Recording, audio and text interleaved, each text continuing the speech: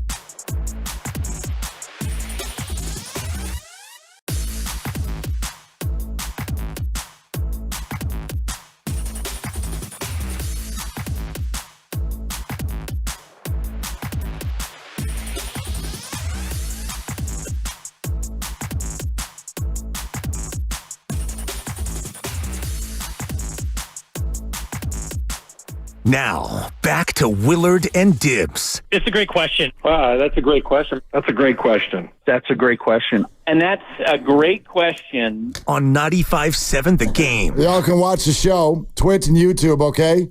Twitch.tv/957 The Game. YouTube.com/957 The Game. It's all powered by First NorCal Credit Union. I just got... What happened? I just got a couple text messages I need to tell you about just because I need to share. Okay. I need to share. I know sometimes, some people get upset when it's like, oh, gosh, you guys talk about your kids too much. Can I share this with you, though? Do it. I find this very, very funny. This came in at 2:07. It's 2:07 in the afternoon, okay?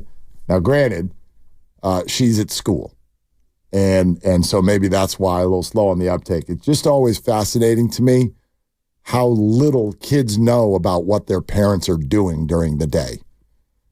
So my daughter just texted me at 2:07. Dad, Devontae to the Jets. Nice. Wait for it. 1 minute later. And Amari Cooper to the Bills. That's at 2:07 in the afternoon. Thank you. Totally. So for those of you who didn't know, Davante Adams was traded to the Jets at about 7 o'clock this morning, I think. Yep. Amari Cooper went to the Bills, what was that? Hour later, roughly. I feel like there was a little after that. Grandy shared it. Yeah, Grandy, when did you hit us with that one? You hit us with that one today. I texted it to you at 11:10. 11:10 in the morning. Oh, wow. Okay, my bad. All right. So, I said the first one thinking yes. You probably had all already seen it. I had not. I was, whatever. I was off the phone on the early part. But anyway, I got tickled by that. So I will thank my daughter later tonight for breaking the news to us here at Odyssey San Francisco 95.7 The Game, the home of the Warriors. And I will let her know that, I had heard a rumor that the Devontae and Amari would be on the move. You should let her know, and I don't know if this will be breaking news to her or not, but Taylor Swift is dating Travis Kelce. So. That she knows. Yeah, okay. But it's like, does she know what you do for a living? And it's, this job is a dream job. And I'm not saying that we are in the salt mines because we're not, but there's a certain amount of all-day awareness that we have to have in this day and age. Yeah. As opposed to when I started and there was no such thing as the internet, you relied on the newspaper, and then you pretty much didn't get news like you do now. No.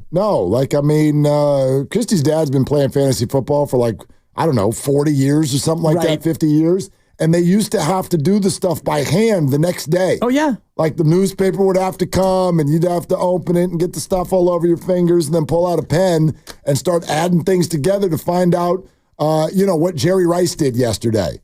How'd he do? Oh, 4 catches for 82 yards. And okay, let's carry the 8. And that's right. My guy Steve Rabb did our baseball rotis, the Animal Cell League, when we started, I think, first year out of high school, 1986. He would do it by hand. Binder paper, pencil, eraser.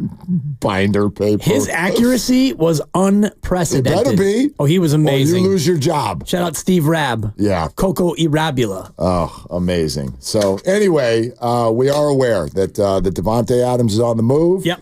And Amari Cooper is on the move. Well, actually, Devontae Adams has already arrived. He flew on a red eye. So he's not even on the move anymore. The trade happened. He was on a plane seconds later, and he arrived this morning. Let me guess.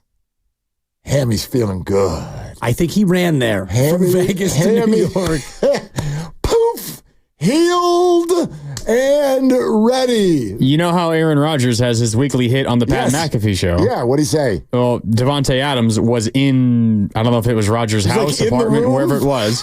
They're in the middle of it. Aaron Rodgers looks off screen, gives a little head tilt, and Pat's immediately like, oh, who's there? What's going on? And then Devontae Adams walks into view, and he's just chilling in the back. That's usually the Jets facility. So when I would hope he's not at Aaron's house. And again, he probably needed someone to stay last night. Aaron, you want to play catch? I miss you. Creepy. You want to throw me a bang 8? It's really weird. It's a route. It's weird. It's weird. It's not weird at all. No, it's weird. It's weird. Like Devontae does in his world what we sort of think that players are going to do in free agency, but they don't. Like Devontae does what we thought Aaron Judge was going to do. That we were like, oh, Aaron is from the middle of California. He's going to want to be a Giant. And Aaron's like, I got enough money to fly home. How about if I stay in the pinstripes and go to the World Series? How about if I do that instead? Because that makes sense to me. Devontae actually does just follow his friends around. That's essentially what Devontae Adams has done with his career. Aaron Rodgers, Derek Carr, Aaron Rodgers. Don't want to play with anybody else. Right. And if you're stuck with Gardner Minshew and Aiden O'Connell, you're thinking, I don't want to be with either one of these guys. Our team stinks. Our coach is probably not qualified for the job. We lose all the time, and I'm out here risking my life for this. I'm not defending it because, player movement is a lot of times contingent on the player who wants to move. It's kind of the NBA, right? Where a player all of a sudden up and decides he doesn't want to play there anymore, and there's nothing you can do about it. Yeah. I hear you. They didn't have to trade him to the Jets, but I'm sure the Jets had the best offer. Well, financially. Right. My read, Buffalo offered a 2, but couldn't afford to take any of the money. So that's why, because I've read and listened to what a number of reporters have said about sort of the arc of the way this went down, and there's been negotiations ongoing for 2 weeks, as we know. And I think that what happened was the Raiders called the Jets and said, we've got an offer on the table that's a 2. And the Jets said, look, we can't do a 2, but we'll do a 3, but it's a comp 3, and so it can become a 2 if Devontae leads us to the AFC title game or whatever the hell, whatever the... Or he's an all-pro, first or second team. So whatever the conditions are, those are the 2, yep. Conditional 3 that can become a 2. But I tell you what we'll do, Raiders. We'll pay the entire salary. Raiders are like, he's in your garage right now. Let him in. He's in the garage. Right. We already sent him there. So that's what this was about. Just like everything else in life. It's about money. Yeah. And it's money, and it's about control. And I think about Aaron Rodgers, who was probably the puppet master in all this. We want Saleh out. I want a new play caller, and go get me Devontae. And get that Mike Williams out of here. He ran the wrong route. Yeah. Has he already been traded, or is it? No, but it's imminent. Yeah. Within 3 hours, that was the thought. The thought was they're going to make him available because what is he, your wide receiver 4 now? Exactly. Mike Williams? This is a former number 7 overall pick in the draft. Not going to make that guy wide receiver 4. The room is too crowded. So now Garrett Wilson becomes wide receiver 3 because he's not buddies with Aaron Rodgers? I don't know. He was already 1, so maybe he's 2. I don't think Lazard was ahead of Garrett. I don't know how they're going to space this thing out. That's a crowded room. That's a weird situation. It's clearly not what the Jets needed. It was just what they wanted. They went shopping. They did it, they did it like that was Christmas shopping. That wasn't like I got to go to the hardware store and get me a nail. That was let's go to the fun zone. Yeah. So anyway, 888-957-9570.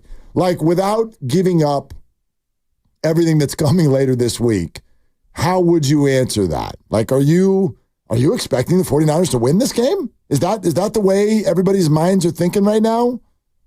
Yeah, it's not the way my mind is thinking, and I'm open to the idea that they can win, and there are a lot of things as I go deeper into the Kansas City film and the numbers, things that indicate this Kansas City team is not as good as last year, and they're not as good as the first Super Bowl team that beat the Niners, and they're not as good as the team that came in here and hung, 46 on the Niners in that regular season tilt.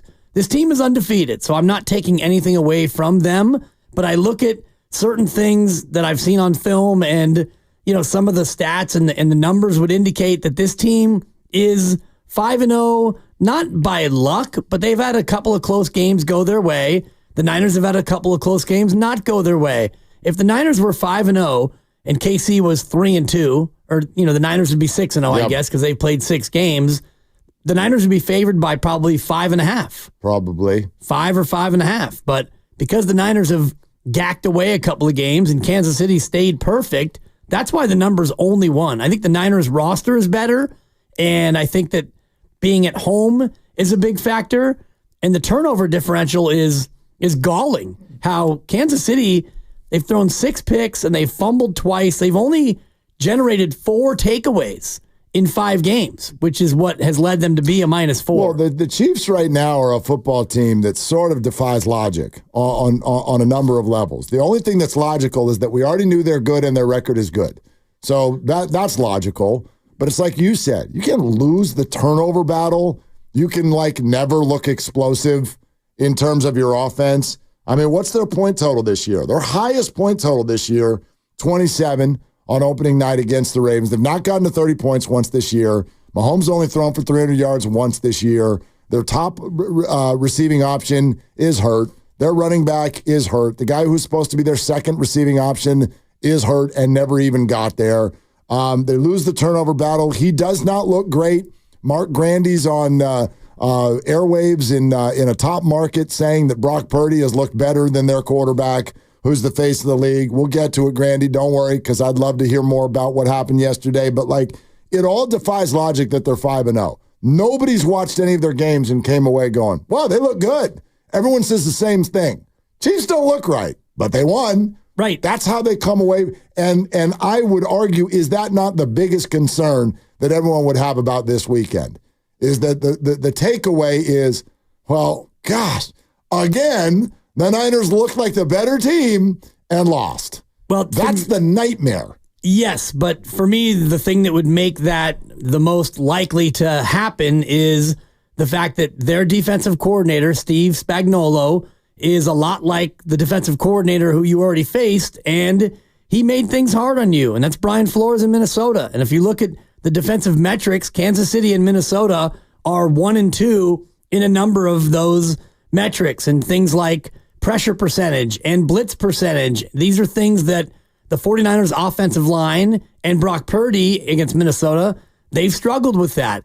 You may not have your running back 4, right? Or 3, because you don't have RB1 McCaffrey. He hasn't played. Elijah Mitchell hasn't played, won't play. Yeah. Jordan Mason's RB3. We don't know if he's going to play. He practiced yesterday. Right. So it sounds like it's trending in a good direction. That is good. Yep. And, practice again tomorrow. They're off today. So I don't know how rigorous yesterday was, but something to keep an eye on. And as you start to look at the defense, you don't have Hufanga. You got a young secondary, and you've got a guy in Kansas City that runs a 4.240.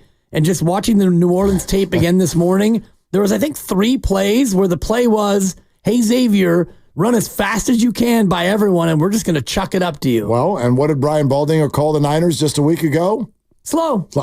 Right. Okay. So there are a number of things I look at that are troubling, and we could talk about the similarities between these two offenses. I was fascinated by it as I was watching the last couple of Chiefs games and seeing what they try to do, particularly last Monday against New Orleans, where they held the ball, Mark, for 40 minutes. This is not a run-and-gun, quick-strike offense anymore. This is 3 yards and a cloud of dust for Kansas City. Well, Brian Baldinger came on with the guys in the morning, Bonte and Joe. He was asked specifically, is that Chiefs defense, which was good last year in the Super Bowl, we watched it, is it even better this year? Well, I haven't seen anybody block Chris Jones yet. He's the most dominant interior defensive lineman in this league. New Orleans had no answer for him. He destroyed that offense. But I think they're better. Just because nobody has 3 big linebackers like they have. They have Bolton and they have Tranquil, and they have Leo Chenal. So if you want to line up and run the ball, like the way the Ravens did in the playoffs. I mean, they got 3 linebackers that look like defensive linemen that come and just blow you up. They have answers for whatever you want. They don't break down the back end, and they get quick pressure to the quarterback. I mean, it's the ultimate. If you had to say, okay, what do I want my defense to be? I want to be stout and strong against the run. I want to be able to affect the quarterback quickly with these corner cap blitzes or slot blitzes or safe, whatever combination Spags are coming. And I want to be able to do all that. Oh, by the way, I don't want to break down on the back end. That's like the ultimate. And that's what they're able to do. I think the Niners' offensive line is going to have to be incredible. Yeah. They're going to have to be incredible on Sunday. And just hearing him describe the run defense like that and looking at the numbers, they're allowing 3.7 yards per attempt, which is 4th best in football. And they play with 3 linebackers, which the Niners only play with 2 for the most part. They'll have a 3rd in there. I wonder what they do this week with, no Flanagan Fowles and D. Winters, who hasn't really yet hit his stride. You may be in a lot of nickel defense against Patrick Mahomes. But on the other side, you're right. You have to be able to pass protect. And if Chris Jones is coming in the interior, that's Jake Brendel. And Jake Brendel's really struggled this year in pass protection. And then, Dominic Pooney's been great. But Kansas City, if they can be disruptive with 4, or like Baldy was saying with, the corner blitz and the other exotic blitzes where you only have to bring one additional rusher, you rush 5 and you still are disruptive, that's where this game can be difficult for Brock. I'm just so fascinated about the dynamics that bring the 49ers to where they are because, correct me if I'm wrong, and you guys, we can all do this by memory, I think. Like, were they a dog in any game last year? And remember Kyle referenced this in the Kawakami podcast when he said, we're talking about roster construction and people rip this, that, the other. And he's like, well, something is working because we've essentially been favored in every game for 2 years. So people can say, what are you doing with this roster? But then you turn around and I think privately you like the roster because you think that we're going to win every single time we put helmets on. When was the last time the Niners were a dog? That's what I want to know. When's the last time the Niners were a dog? Yeah, let me look that up because can anyone even remember? No, Can we remember the last time the Niners were a dog? Were they a dog in Philly for the NFC title game? I feel like they were. Yeah, that sounds about right. And I believe that that's it. So that makes it all of last year, they were favored in every game. All of this year so far, favored in every game. And right now, the outlook is that they will be favored in every game for the rest of the way until something changes with their record or their scenario or what have you. They were even favored by 4 in the meaningless game against LA to end the year. Because that was one I thought maybe they weren't. They were favored by 6 at home against Baltimore, and you lost by 14. Right. And were you favored at Philadelphia last year? By 3. Favored by 3. 3.5, exactly. I remember we did all kinds of stuff on it because remember that was a big deal. Like this sort of a version of this conversation we're having right now is exactly the conversation we had that week. Why are the Niners favored? And I remember, right? Remember we would text our guys with FanDuel and everything, and they'd be like, well, here's why. They're better at every position. And I'm like, the Eagles aren't very good. And like the whole thing happened, and the Niners won by whatever the hell they won by, 30 points or something. NFC Championship game, the 2022 season happened in early 2023. Eagles, 2.5-point favorites. There it is. So that's the last time. And then how many times were they a dog that whole season? Prior to the NFC title game. We're on it. Don't worry. Yeah, thank you. I'm sure. Were they a dog the last time Kansas City came here 2 years ago? That was Christian McCaffrey's first game. October 23rd. And Kansas City by 1, according to Football Reference. The line that Lucas finds might be different. Do you see how stubborn this is, though? Right. Like, what is that? And I love, especially the situation we're in, where we hear from 49er fans every day, and we are you, and we talk about this, and we live this. And so, therefore, there's always a lot of frustration. Kyle, run the ball, whatever. All the stuff that we say about the Niners. But then, somehow, some way, no matter what frustration you have, no matter if you think Kyle is overrated, damn it, stop calling him a genius. And we got questions about Brock, blah, blah, blah. When all of the conversation is over, people expect the Niners to win every time they put shoes on. Every time. It does, like the scenario where they're an underdog is almost unthinkable.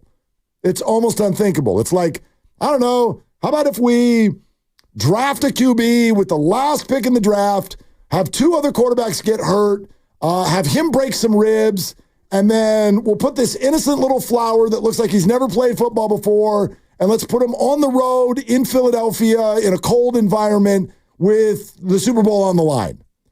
Okay, fine, we'll make you a 2-point dog. It's incredible. What is that? What is that? It's the roster. It's the roster, and it's the coach, and it is a lot of it, I think, is bet protection because people like the 49ers. There are 49er fans everywhere, so if you hang their number with them getting points, that thing's going to get bet into oblivion. And it's going to get bet probably all the way back to where they eventually are favored again. So it's a certain amount of protection from the odds makers, but also it's a very good coach, general manager, owner, franchise stability. It's a roster that's got 8 of the top 100 players in the league. It's got the big 3 that we talked about in the crossover, left tackle, pass rusher, and quarterback. And it's a team that has been successful for, 3 years running now? Right. 4 of the last 5? I mean, I obviously, we get it. I mean, there are times where I feel like I'm almost up here with my dukes up trying to defend a team that I think has been really good. But it's almost as if the world didn't want to hear Debo say what he said a few weeks ago, but they privately believe it too. Debo, don't say we've been the best team in the league for years. We just haven't won the Super Bowl. Don't say that because you haven't won this. You're not allowed to say that. Yeah. But then you go to bed and you're like, but we kind of think the same. Of course, and the odds makers do too. Every single time they play. Last year, week 3 at Denver, Jimmy Garoppolo, your starting quarterback, Niners favored by 1.5. 1.5. So that is one where, like if Brock Purdy misses a game for whatever reason, stubs his toe or whatnot, if he goes up against Dallas, you beat Kansas City, then you face Dallas at home next week, Dallas off a bye, and you don't have Brock Purdy. Who's favored? Brandon Allen against Dak Prescott. Who's favored? It might still be the Niners, no doubt. But it's really close. There's no doubt it's still the Niners. Brock Purdy is worth, your odds maker told us he's worth like 5 points. Yeah. Mahomes is worth 9, right. And everyone kind of works down from there. So I'm just looking at this game last year against Denver where Trey Lance was out, and you're starting Garoppolo. Purdy would yet to become Brock Purdy, and you still were only favored by 1.5. You were still favored. Denver was 1-1 coming in. Denver wasn't any great shakes. Terrible. Yeah, but they beat you. Yep. But yeah, anyway, 9-11 against the spread last year. The Niners were. Wow. 9-11. See, and that's what I'm getting at. Like I believe we've reached a spot where there's almost, and I don't just mean this locally. There's some sort of I don't know if this is the right word. Check me on it if it's not. It's almost like there's a bias. Like there's a bias for the 49ers. Is it the fan base? Is it the sparkly roster? Is it just the story, the personalities? Like I've said this before. I think they're the best show in sports right now. My opinion. Call it whatever you want, but I think Netflix saw that over the offseason. The storylines, the Mr. Irrelevant, the Kittle with the hair and the wife and like everything. Debo, there's so many different little things, and the fan base is so large, and their games are exciting, and they make you mad, and then they impress the hell out of you. I think they're the best show in sports, and with that, I think that there is almost, whether you want to just call it a gambling bias, like I'm seeing a lot of people like, just gambling. That's not even what I'm really getting at. I'm not getting at the gambling aspect of the spread. I'm getting at the emotional aspect. Yeah, the expectation. Exactly. That's the word we're playing with. I do think a lot of it has now become built off of Brock Purdy being the real deal, because I just looked back at last year against Tampa. Brock's making his first start. You've got the Niners at home against Tampa. Yep. Favored by 3.5. Tom Brady against who? Brock Purdy. And who's favored? The Niners. But if Brock Purdy was to do that same thing right now, the Niners would be favored by 9. Of course. Because Brock Purdy has now become one of these guys who gets elevated in the eyes of everyone. It's incredible. So, yeah, which is why you look at this game against Kansas City, undefeated Kansas City off a bye. You've got injury questions. You could say they do too, but they've moved on from those more than you have, and yet you're still favored. I think it's part of why the fan base, though, is would you describe the fan base as often frustrated? I think so. Yeah, you expect them to win every single game. But just don't lose to Arizona and the Rams. No, that's fair. If they were 5-1 right now, the fan base would not be frustrated. You're right. No, that's totally fair, although they still would be a little bit because of the Super Bowl. We're presented by Fremont Bank, celebrating 60 years of full-service banking with no compromises. Mark Schlereth will jump in on this and much, much more, because this is a trenches game, so what a good guy to talk to. He joins us next on Willard and Dibs. Did you know that most people wait 6 or 7 years before they buy a new TV?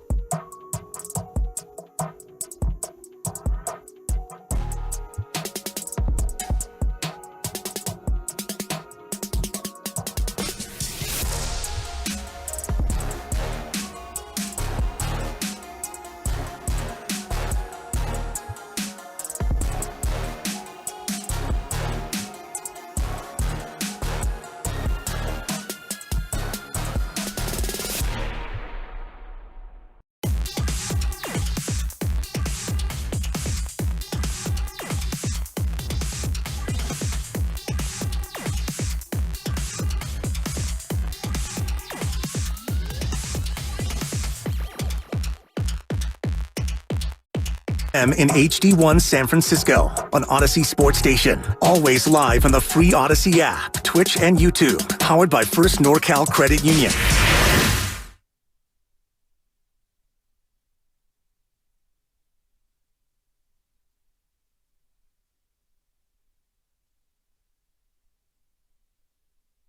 Now, back to Will and Dibby on 95.7 The Game. Offensive line's going to have to be amazing.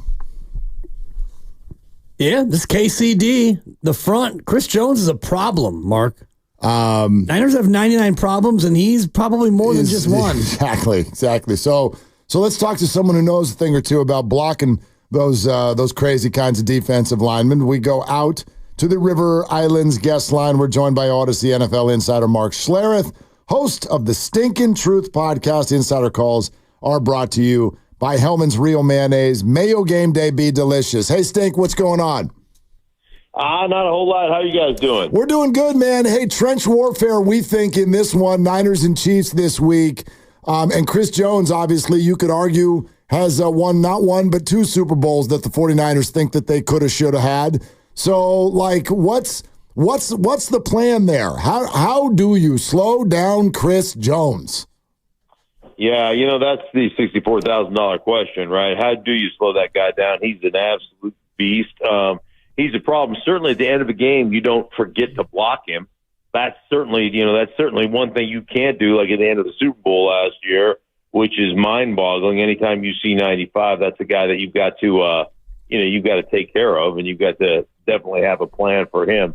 But I would tell you that guys like that, obviously are an issue, but there are a lot of times where I like to take away the athleticism of a player like that.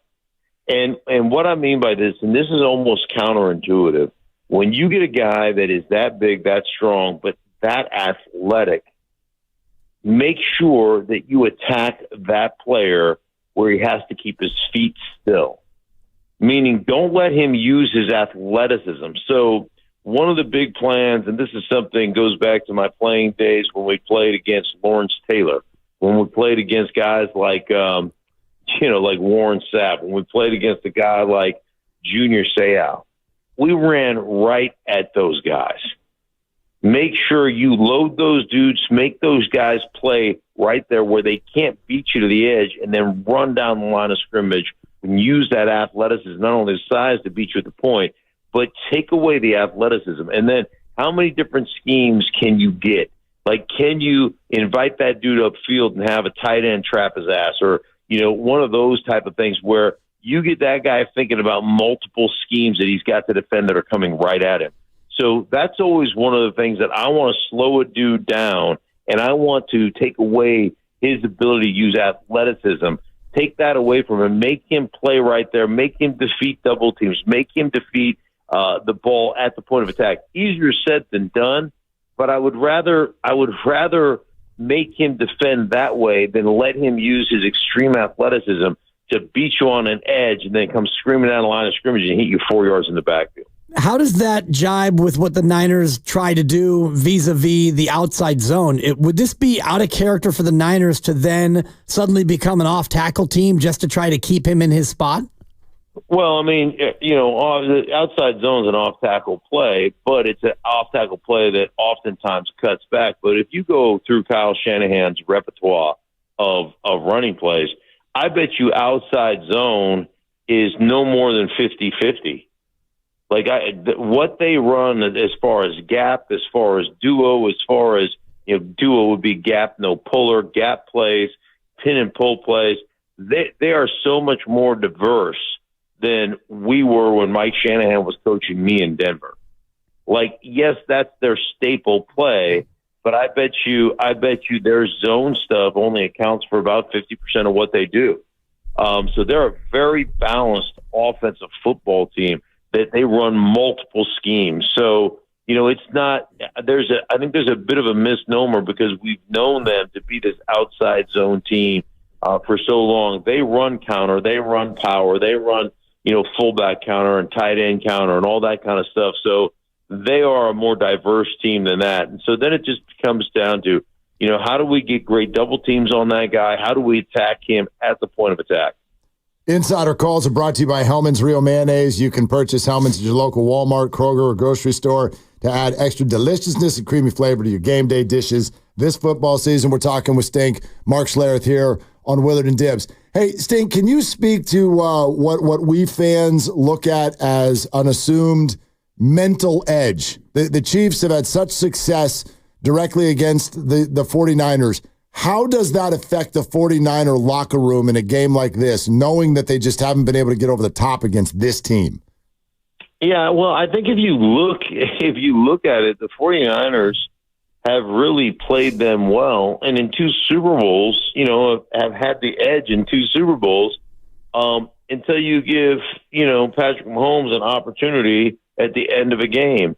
And so ultimately, it's continuing to do what you did throughout the game to be successful, and then don't break down. Like, I always look at things that happen to you at the end of the game when you're trying to force a turnover, or where you're trying to force the game, and you try to do too much. You try to do something that's not in character. You try to do something, to be almost a hero ball aspect. And if you really look at the way they've played the Kansas City Chiefs, man, they've been really good all the way up to the very end of the game, the last 6 minutes of the game when they get beat or in overtime.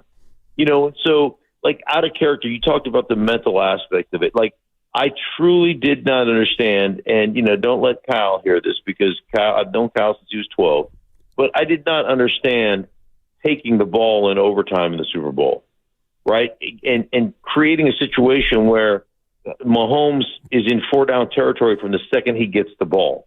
Like, that didn't make sense to me.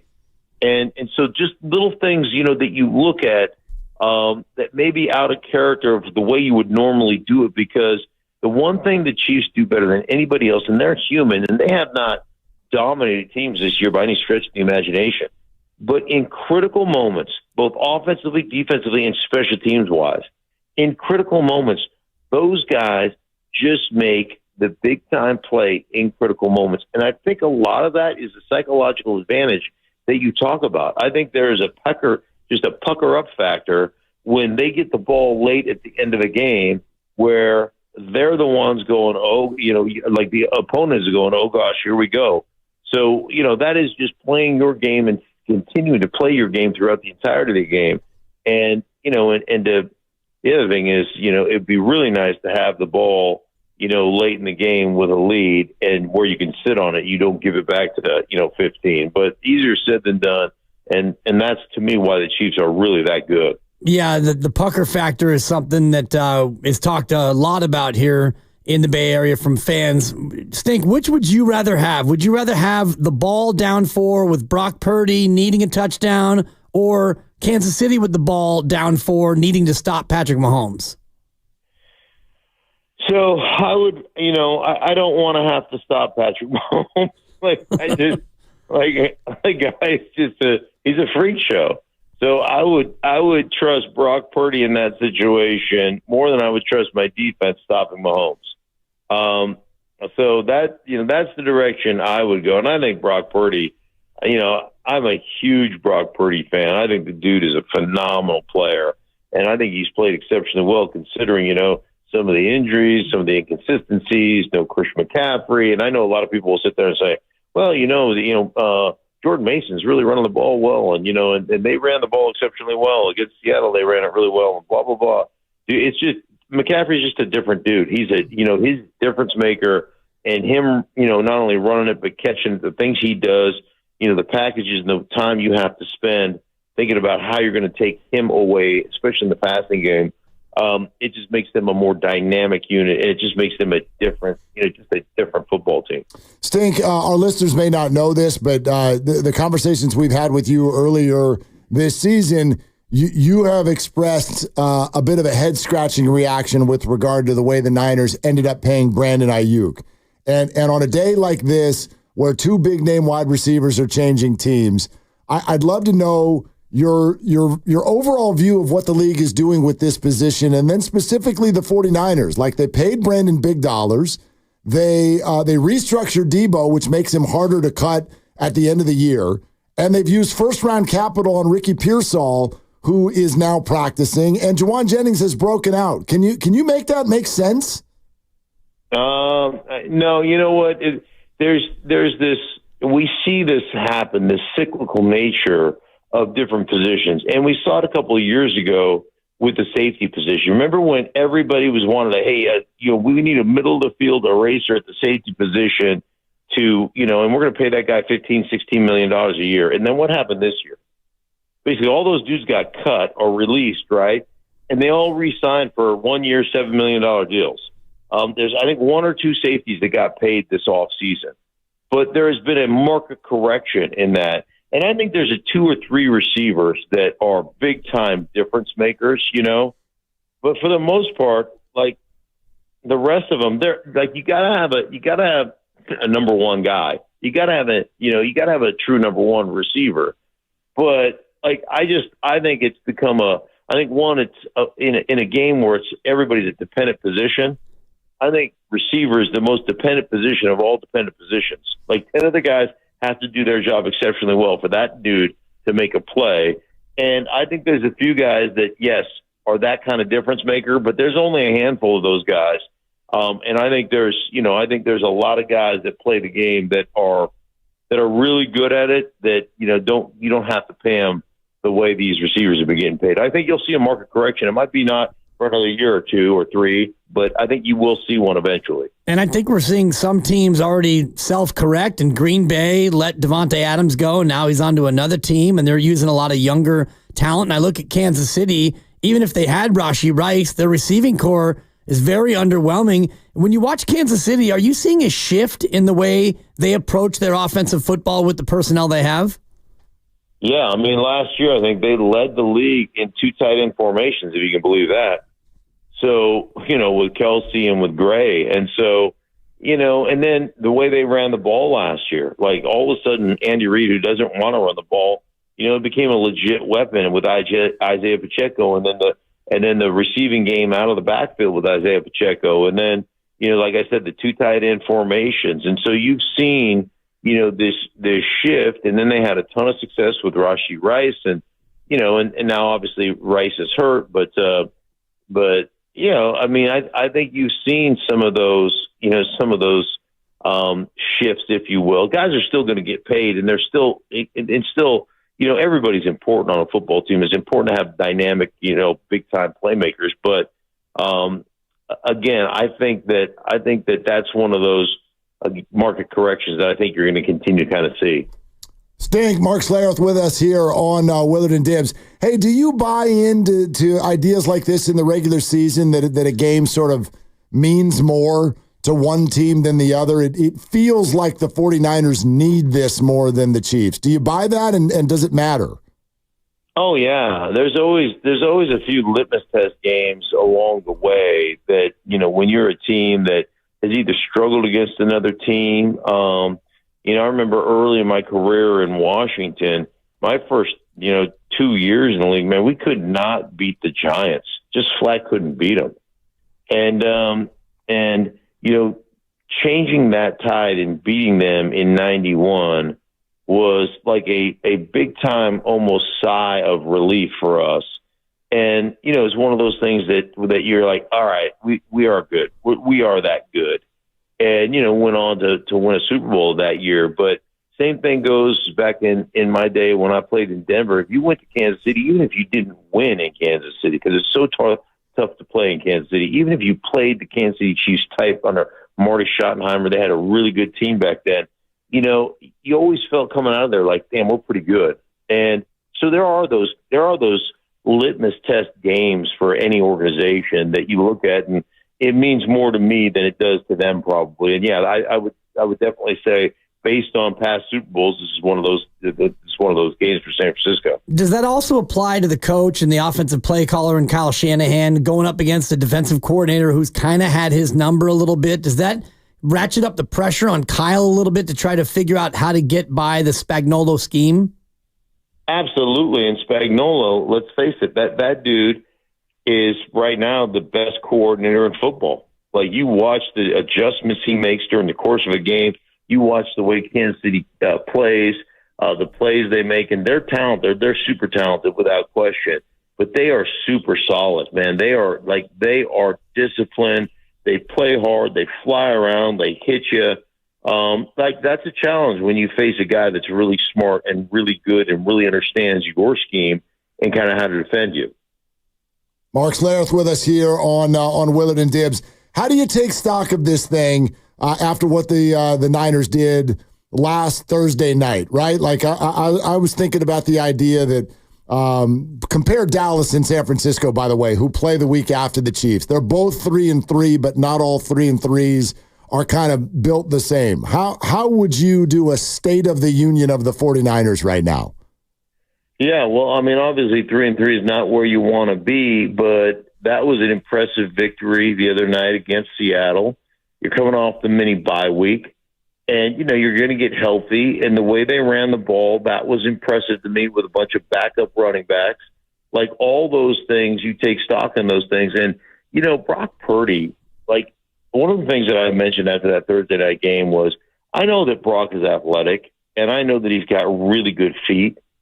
But I probably have never been more impressed with the way he played when things broke down. His ability to scramble, to get out of harm's way, to create plays with his feet, to create time in the backfield, to avoid rushes.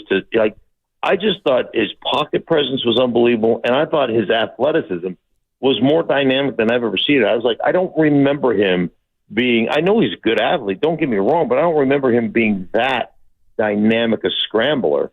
And so, I was like, shoot, when red zone, you want to cure the red zone problems, start running the zone read stuff, start using him in the red zone on the edge to pull the ball, keep it, and threaten the defense to create the more room for your running backs in that zone read scheme. So I could see them, implementing something of that nature coming to the red zone, because he is that athletically dynamic, and I didn't really realize that, or I just haven't seen it like I saw it the other day. Maybe he's got the PTSD from losing Trey Lance on a similar play a couple of seasons ago, and not wanting to get his QB hurt. When you watch, but that was all. Trey Lance was not on the edge. Right. Trey Lance was all inside power. QB, it was an inside run game because he didn't have the edge quickness. He had more straight line linear speed, and that's what they were using him in. So that, to me, the edge stuff is a little bit different than running in there between the tackles. That's a good point, and just watching the way Brock's been running around of late does make me think a little bit about Patrick Mahomes, how they're both just scrambling and making these sidearm off-schedule throws. But I just want to ask you about the totality of George Kittle and what you've seen, not only as a red zone threat, but also as just a pancake-serving breakfast machine in the blocking game. He is one of my all-time favorite players. I love the enthusiasm with which he plays. I also love the fact that dude would rather serve up a pancake block than score a touchdown. Like that he's just a football playing Jesse, man, and I just appreciate the heck out of him. I love watching him play the game, and I love watching him dispense justice in the running game. And like, I know the joy. I mean, I've talked to him multiple times about it. I know the joy. It's not fake. He loves it. And that's contagious, man. That's infectious. I love that about him. What do you think is going to happen in this game, Sting? That's a great, I think it's going to be a really tight game. And you know me, man, I'm hoping that San Francisco, listen, between us, don't tell anybody in Kansas City, but I am rooting for the 49ers. I really want Kyle to win. I really want this one, to go 49ers way, and I'd really like to see Kansas City lose. So, and there's definitely, it comes down to the very end of the game. How do you manage the end of the game, San Francisco? Because you'll be in it. I know you'll be in it. Just how do you manage the end of it? Yeah, I hope they manage it better than they've managed the end of it previously, good Stink. Lord. Oh, man. Yeah, the fourth quarter. Scary times. All right, hey, Stink, love having you. We'll talk to you in a couple weeks, my friend. Sounds good, guys. Take care. All right, there it is. Mark Schlereth. That was Odyssey NFL Insider Mark Schlereth, host of the Stinkin' Truth podcast. Insider Calls brought to you by Hellman's Real Mayonnaise. Mayo game day. Be delicious. Feel better or feel worse after hearing that? Because it was a bit of a mixed bag. Spag's the best coordinator in football, not just defensive, but overall coordinator. And so Kyle going up against his most difficult task and a coordinator who's had a certain level of ownage over him in the last few big games here? I feel about the same. I feel about the same. I think that normally right now with the 49ers, I go into most games with concerns about the defense. This game, I go in with concerns about both sides. I think that Spagnuolo and Brock Purdy have a tremendous mutual respect after what they saw from one another in the Super Bowl last year.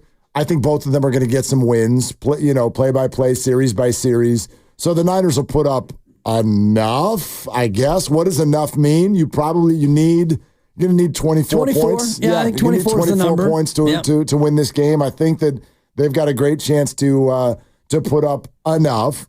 But on the defensive side of the football, dealing with Mahomes and the speed of Xavier Worthy, we're going to find out if that performance that we saw Thursday against Seattle actually was sort of an indicator of good things to come or not. My hope is that this is going to sound weird now. My hope is that Javon Hargrave was a bust signing. My hope is that Javon Hargrave was a bust signing. Meaning that his replacement will be better than he's been. Correct. And that's gonna matter a lot. I think that the 49ers have to stop the run. They have to stuff the run. And every time Hargrave is not playing, they look better against the run. And they looked better against the run against Seattle, against a really good running back, by the way. I think Kenneth Walker is about as stable of a running back as the NFL has to offer. Agreed, but their offensive line is in shambles. Correct. So, in Kansas City's offensive line is a little bit better. That's why I'm dotting. Yeah. I don't know. I just know that there are indicators that Hargrave was not a good signing, was an overpaid, one-dimensional signing.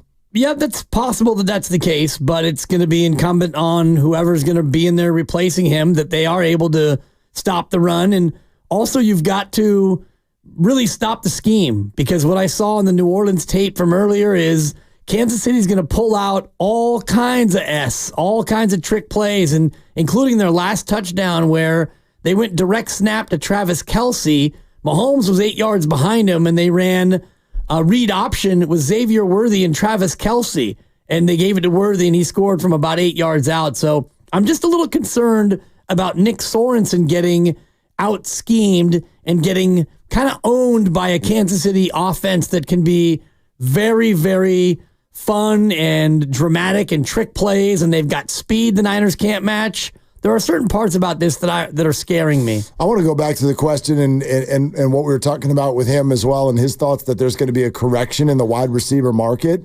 Let me just ask this question, and I don't even know where you're going to go with this, but can you make this make sense to me?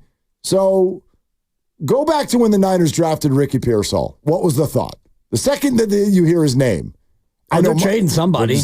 Or at least they're releasing somebody when the upcoming year is over. Debo and Brandon hadn't been signed yet. Brandon so the thought was maybe they'll trade Brandon, or maybe they'll sign Brandon and they'll let Debo go. Right. And then they signed Brandon and restructured Debo. And then Juwan has his best game ever. He's popped as a pro. Put aside the difficulties that Ricky Pearsall has had, and that's a tragic / relief of a situation that he's okay, but his start to his NFL career gets delayed. Now it's here. He's not going to play this week, but his practice window is open. People are excited that he's out there. The buzz from camp is that they're still really excited about Ricky Pearsall. Make this make sense. How does what they're doing at that position make sense? And what are they doing? Right. Well, what they're doing right now is stockpiling weapons, and they've got 3 really good receivers that they can use and that they will use. And when Ricky Pearsall comes back, they either will have 4 good receivers, assuming that Ricky's good, or they might make a trade. You've got 19 days until the trade deadline, so you've got a chance to still make some moves and figure out, what you want to do with your receiver room. Now, Ricky would have to pop quickly for you to feel comfortable parting with one of the other 3. Well, but look at the teams that are trading wide receivers. Those are out-of-it teams. The Niners aren't going to make a sell deal. They're not going to sell one of their good players for a draft pick. If you go into the offseason with all these guys, I don't know what you do. And, I'd have to look at Debo's contract and see exactly what the out is. And I know that Brandon's getting a lot of money this year. A lot of money. So you could theoretically get off of his money. It would be somewhat of an eat, but there are some things you could do that are less comfortable than doing it before the draft. Well, let's get into it next. What are the Niners doing at wide receiver? Does anybody got any thought about this? What are they doing? I got a bunch of questions. 888-957-9570. We'll take your calls. Plus, I do want to dive in with Grandy and you over this Brock Purdy, Patrick Mahomes conversation that you had yesterday. Doc Pandy on the injuries is a half hour away. Willard and Dibbs. And Dan Dibley here to talk about high energy bills. And when they're as high as they are, you need to have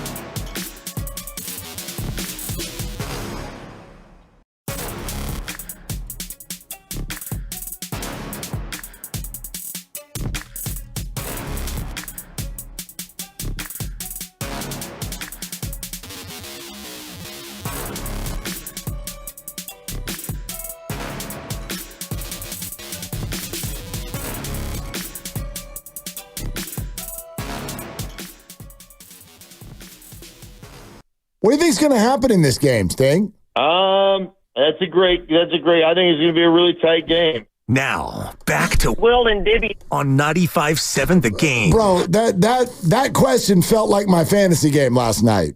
So close. Like, I'm going to win. Wait, what are you doing? That's a great. I think it's going to be a really tight game. Brother, finish that sentence. What were you going to say? It's a great what? Not a great question. It's a great what? It's a great notion. And that's a great question. Go ahead and add that to the montage of, and that, because it wasn't a great question. It's just. And you actually also had. That's a great. I think it's going to be a really tight game. You actually had also, that's the $64,000 question, which in and of itself is great. I'd love to have 64,000. I'm in. I'm in on 64,000. That's great. You were close to a couple of different buckets. Theme of the week. You're going to get it. You're going to get it. You're not going to get it. You know what your new nickname's going to be, right? What's that? Klay Thompson. Klay Thompson. That was it. You shared it on the thread. Was that his first game with the Mavs last night? Or no, he had already played, right? If you want to be even more sad, that's the right word. No, I'm not sad. Last 3 games have not been great. Okay, but last night he hit nothing. I think he also was 0 for a previous game. You're kidding me. No. So now add in the Kings game. That's 3 out of his last 4 games. He's got a goose. Dude, did the Warriors pull 3 minutes, and then we're going to go to the phones. Did the Warriors pull a fast one on this whole situation? He's a free agent. They didn't pull a fast one. He chose to leave. Understood. But he pulled a fast one on himself. Hold on. The offer that the Warriors gave him was before the year started. Right. So once the year started, this whole don't say they didn't pull a fast one. Because at the end of the year, what was the press conference? We need him. We need more shooting, not less. We need Klay Thompson back.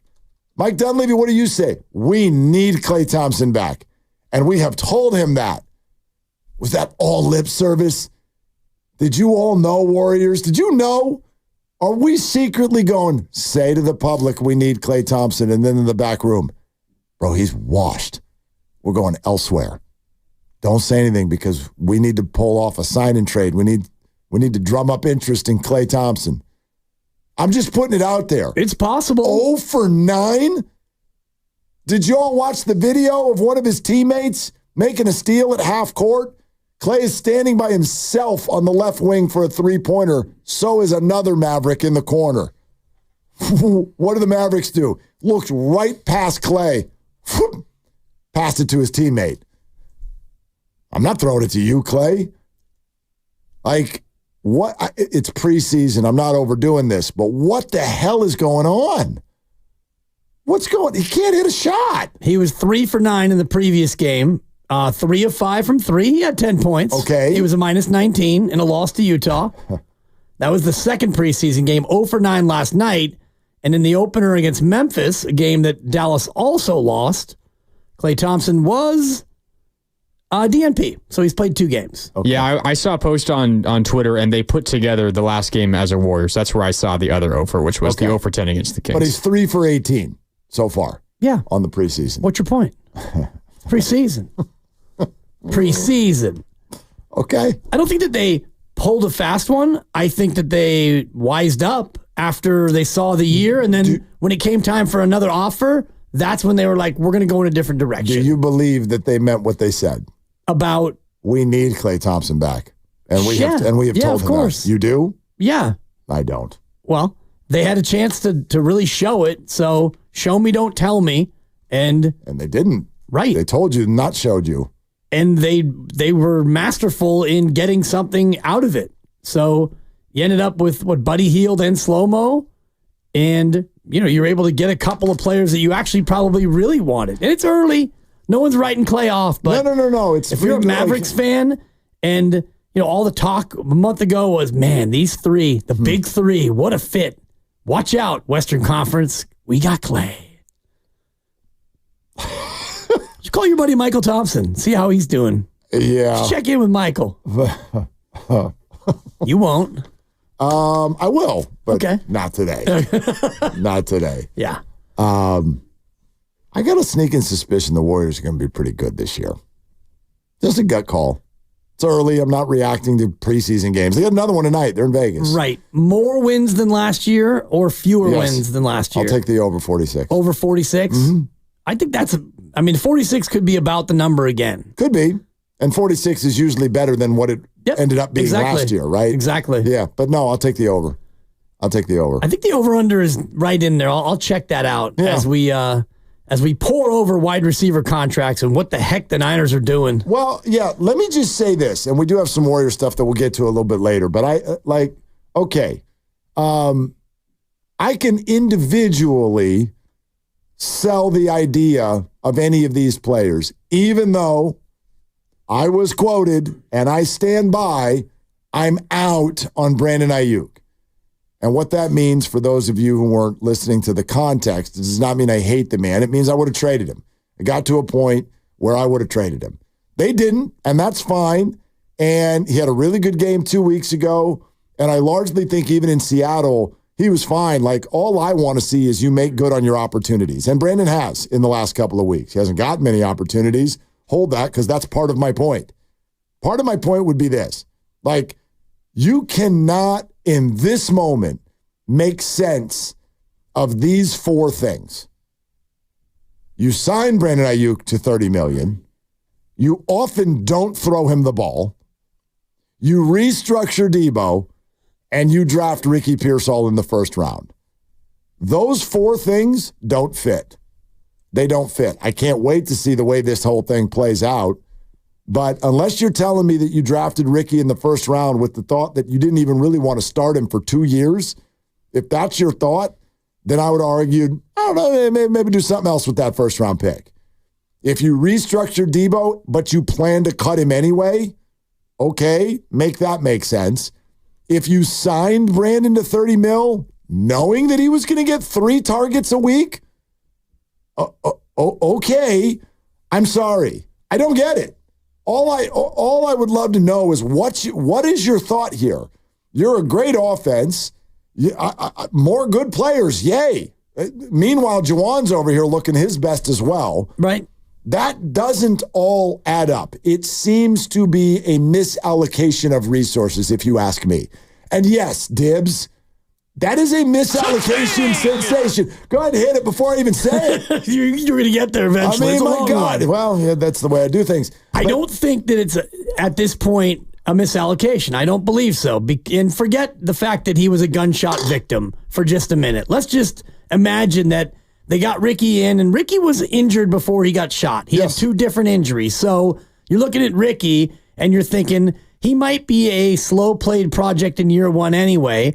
And you re-signed Brandon Ayuk, and you did it in such a fashion that you can get out of that contract fairly comfortably after the year. And I was just looking at the numbers, and the contract, the eye-popping, is 4 years and $120 million. That's what everyone wants to talk about, the sticker shock. But when you really look at it, this year, the dead cap number is $45 million because he got a $23 million signing bonus. And that's prorated over the 5-year life of the contract. And his base this year is only $1.1 million. 1.125 is the base. But he got his big money, the $23 million signing bonus. But if you look at the out for this contract, if you wanted to get out after June 1st of 2025, you have a dead cap hit of $13.8 million next year, 4.6 next year, 13.8 the year after.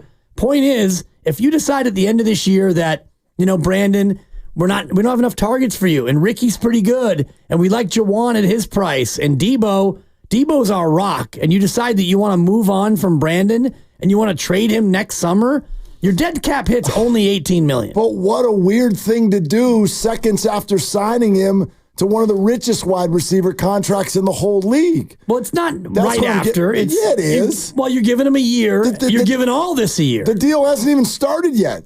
Y'all get that, right? Like that. Well, it has started because he got a signing bonus of $24 million. Fine, but understood that whole per year, the AAV doesn't even start until next season. You're going to deal him before that even starts? Well, next year the AAV is actually the same. you have 1.17. Right, because of the signing bonus. And the year after that, it's 1.2. You get what I'm saying. He's still on his rookie deal right now. He is, but the way these deals are, and you know this, but for the audience, if you look at this deal, 4 years and $120 million, the last 2 years of it are 27.2 and 29.2. Those deals are never going to be paid. That's money he's never going to be paid. Very possible. Unless he is amazeballs. Right, but like, in other words, what was the signing bonus? The signing bonus was $23 million. Okay, so you want to pay him his $14 million for this year, plus his $23 million for a signing bonus, and therefore, like, again, going with your premise that they might trade him after the season, that means you paid him $37 million to catch 3 balls a game this year. He's getting 4 targets a game. What is that? Well, what it is you're in a Super Bowl window, and you're thinking, let's just play it the other way. Okay, Deebo Samuel, if Deebo is hurt and he's unable to play a lot of games, well, now you've got Juwan and Ayuk, and hopefully Pearsall. No one knew he was going to get shot, but you still would have 3 really good receivers, a first-round pick, and the rest of it. Or if Juwan Jennings doesn't flash like he's flashed, and Pearsall does, we still have 3 really good receivers. I do think that the draft pick was a bit of insurance for the future. Oof. And also... That's a big word in the first round. Well, it's only big if it doesn't pan out. Well, if he's not good. I'm understanding your concept. My point is that for everyone who's like, well, you draft Ricky because you don't know how it's going to play out. Wow. With your first round pick? Well, you didn't draft him just for that. You drafted him because you like the player. Okay, but if he's not going to play, I don't care if I like him. Well, you didn't know that he wasn't going to play. Well, I would argue he would have played by now had he not gotten shot. I would argue he wouldn't have played much because even if he was healthy throughout camp, you paid Brandon $30 million and Deebo's Deebo. He's not playing over either of those guys. He's playing over Ronnie Bell and Chris Conley. Oh, my gosh. So you're going to draft someone in the first round to come in for 9 snaps a game? You only need him if you need him. And you're a really good team. So yeah. I don't think you're drafting him thinking we need him to pop right now because you had Deebo, and at the time you drafted him, you weren't sure about Brandon. So let's just say the Brandon thing would have fallen apart. Okay. Brandon decides, you know what? I do want to be a Patriots. I do want to be a Steelers, and I'm out of here. Okay, now you've got a first-round pick, and you can get him in the Juwan role. Juwan moves up to the Ayuk role, and you're still probably okay. You didn't know in April how this was going to play out, is my point. Understood. I'm just talking about the fact that there's 2 things that happen. It's not just that Brandon signed, it's that you restructured Deebo. So those 3 things in order, to me, don't really make sense. It's not like the Niners didn't have some control over this. You knew that Deebo's already signed. If you wanted to extend him further or restructure, you can. If you want to keep Brandon, you can. You've known all along that if you just want to show up with the money, which they eventually did, you would keep Brandon Ayuk. So this whole idea of like, let's draft Ricky as an insurance policy, for me, I would still have, like I did prior, no questions. If you told me, like, I get it, feels like a little too much, but we're probably going to cut someone after the year. That was the premise. Articles have been written. This is it. Wide receiver survivor. Yeah, you called it. One of you is gone at the end of the year. And then you made a bunch of moves that suggest, nope, we're keeping all of you. And if we're keeping all of you, I scratch my head. See, I don't think that the moves they've made and the contracts that they've signed are as in stone as that. I do think the Deebo restructure, to me, told Deebo, we want you to be a guy who's going to be here for at least 3 more years, so we're going to restructure so it works for both of us. Juwan's number's really small, so if Juwan isn't working out, you could get off him at the end of the year. Well, turns out he is doing amazing, so you don't want to get off of him.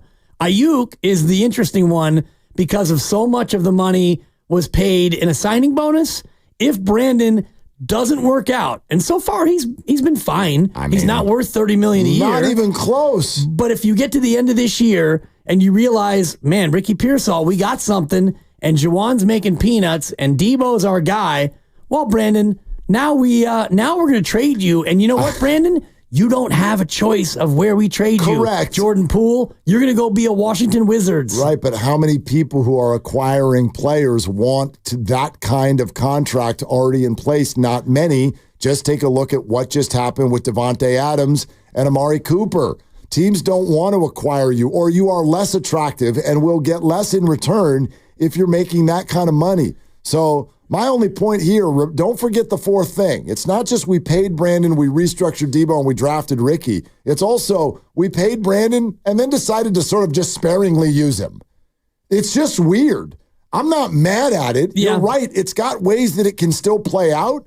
I would just argue that you put those four things together, I think it's fair to at least wonder what exactly are you guys doing here? Yeah. What are you doing with this position? And Juwan, I don't want to, quote, get off that contract because you're right. It is cheap. And quite frankly, his output is wonderful. Yep. So you want that. I don't want to get rid of Juwan. Keep Juwan. He's cheap and good. You're not using Brandon sparingly, in my opinion. He leads the team in targets. Now, his production has not been great because he and Brock are not connecting, and he's got between 2 and 4 drops, depending on if you go by the actual stat or the eye test. He's got more targets than Jennings, 36, more than Kittle, 35, more than Debo, 32. So I don't think that they're using him sparingly. Wow. What the problem is right now, other than the one game, really one half, right? The one half against Arizona, he has not gone off, and the team, Purdy, Shanahan, and Ayuk, they're not connecting where we would think that they would when the guy's making $30 million. Yeah. But I do think that his contract is structured in a way that if they really didn't like it at the end of this year, they could eat that $39 million, or you could eat $18 million over 2 years, and you could move on. I don't think that they will. Yeah, again, that's a head scratcher to me. If you you break off that kind of deal and then immediately jump ship the following year. Doc in 10 minutes on Ricky Pearsall's recovery and much more. Let's go to the phones, though. Vince in the city. Hi, Vince. Thanks for calling. What's up? Hey, what's up, guys? So I think kind of along the lines of what you guys are talking about as far as, having trade capital, I think, like you said, Ricky Pearsall was an insurance signing or draft, not knowing if you were actually going to be able to re-sign Brandon or not. You did, and you're hoping, this is my thoughts on it, is you're hoping that Ricky Pearsall becomes a dog. And now you got a May guy who would be easier to trade in Brandon Ayuk. I say him because if, watching Kyle Shanahan and his offense, he looks for versatility out of positions. There's a reason why as soon as CMC gets a green light, he's going to be the immediate starter over Jordan Mason because he's also a threat as a receiver. Jordan Mason, not so much, at least not proven yet. He wants versatility. That way he has all these different kind of crazy, plays that he can run with different guys on the field. Brandon Ayuk is a pure wide receiver. I don't see him getting no tosses or sweeps or anything. He's not coming out of the backfield like Debo. He can't do that. That's not what he does. He's a pure wide receiver. So that leads me to bring up the point. There's 3 guys on a defensive end who I see you wanting out. I know Max Crosby has said before when Davante first demanded his trade, if he's gone or he leaves, he wants to leave too. So you got Max Crosby available. Hassan Reddick wants out. And I also can see them trying to make a move for Myles Garrett. 3 guys on a defensive line who, if you were able to get a trade with Brandon Ayuk for one of those guys, that would make them an instant boost on their defense because our D-line is hurt. We don't have anybody. It's just Nick Bosa and then whatever guys are out there. I don't even know their names really. Yeah, Vince, so I would never. Thanks, Vince, so much. I mean, I would never say never, but that I got a hard time believing. First of all, I did not hear that Max Crosby said if Davante goes, I want to go. I have heard Max Crosby say, I want to remain a Raider. I have heard that. I don't think the Raiders are going to be interested in giving him up. As far as Cleveland giving up Myles Garrett, also have heard nothing about that. But if teams like that do want to give up players, they don't want some hefty contract in return. That's the entire point. They want to dump money and get a pick. That's what you're going to watch all these teams do. That's what the Browns are going to do. That's what the Raiders are going to do. So do you really want the 49ers to give up draft capital for yet another super wealthy contract? I have a hard time believing Like, those sound fun. In theory, what you're saying, Vince, I get and I agree with. I just don't know how feasible deals like that actually are. Depending on the money and the player, and I know that the Crosby deal is not as big as we thought when we looked at it earlier. I'm just looking at a quote after they lost to the Broncos, which was, I guess, 9 days ago. And he said, "You think I'm not used to this S going on? It is what it is. I've been dealing with it my whole career. It is what it is." Yep. And that was in response to the rumors and the nastiness around Davante Adams wanting out. And now here we are 9 days later, and he is out. Doesn't mean that Crosby's going to be next to come up with a hamstring injury. And Davante Adams went through a physical today. Fingers crossed that he's able to pull through. But I do think that Raiders situation is one to watch because it feels broken from the top down. Shout out P.F. Chang's. It would be wonderful. I want to be clear. Great idea for the Niners to go get Max Crosby. But for a conditional third? They ain't giving up. Like, the Raiders are not going to be like, give us Ayuk. Why would they do that? Ayuk makes 50% more than what Max makes. Yeah, the next 2 years, Ayuk, the total cash is around $25 million. And then it goes way down. Right. Those numbers aren't guaranteed after the next two, and that's where he's going to probably get the Davante Adams treatment, which is, yeah, I know that you're under contract to make huge money, but we're not paying it. Well, and there was another thing that I was thinking about today, and we'll throw this into the conversation coming up next after Doc Feely comes on. But I was thinking about today, which happened first? Don't answer if you remember. Which happened first? Brandon signing or the Ricky shooting? Which happened first? Because there are some out there who are like, well, I think I remember. They panicked and they signed Brandon because something awful happened to their first-round draft pick. And so I want to dive into that a little bit coming up next. Doc Feely will join us. We'll continue to take your calls. Oh, and by the way, do not leave this show if you're a big fan of Moses Moody. Do not leave this show if you're a big fan of Moses Moody. We're presented by Fremont Bank, celebrating 60 years of full-service banking with no compromises. It's Willard and Dibs. Hey, it's Willard and Dibs for Safeway. Enjoy these amazing...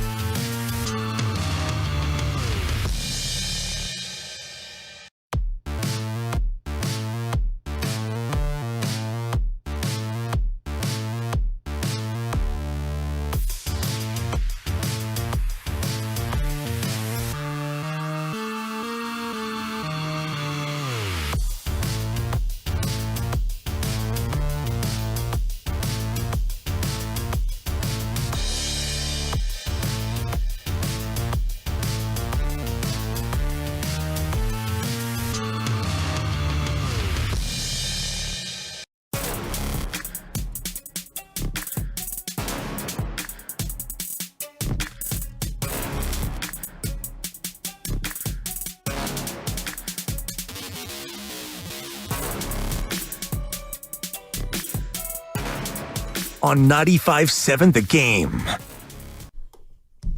All right, y'all, coming up tomorrow, broadcasting live from John Madden's studio. I still can't get over it when we say that. What? Coming up tomorrow, we're broadcasting live from John Madden's studio? It's pretty cool. Stop it. Yeah?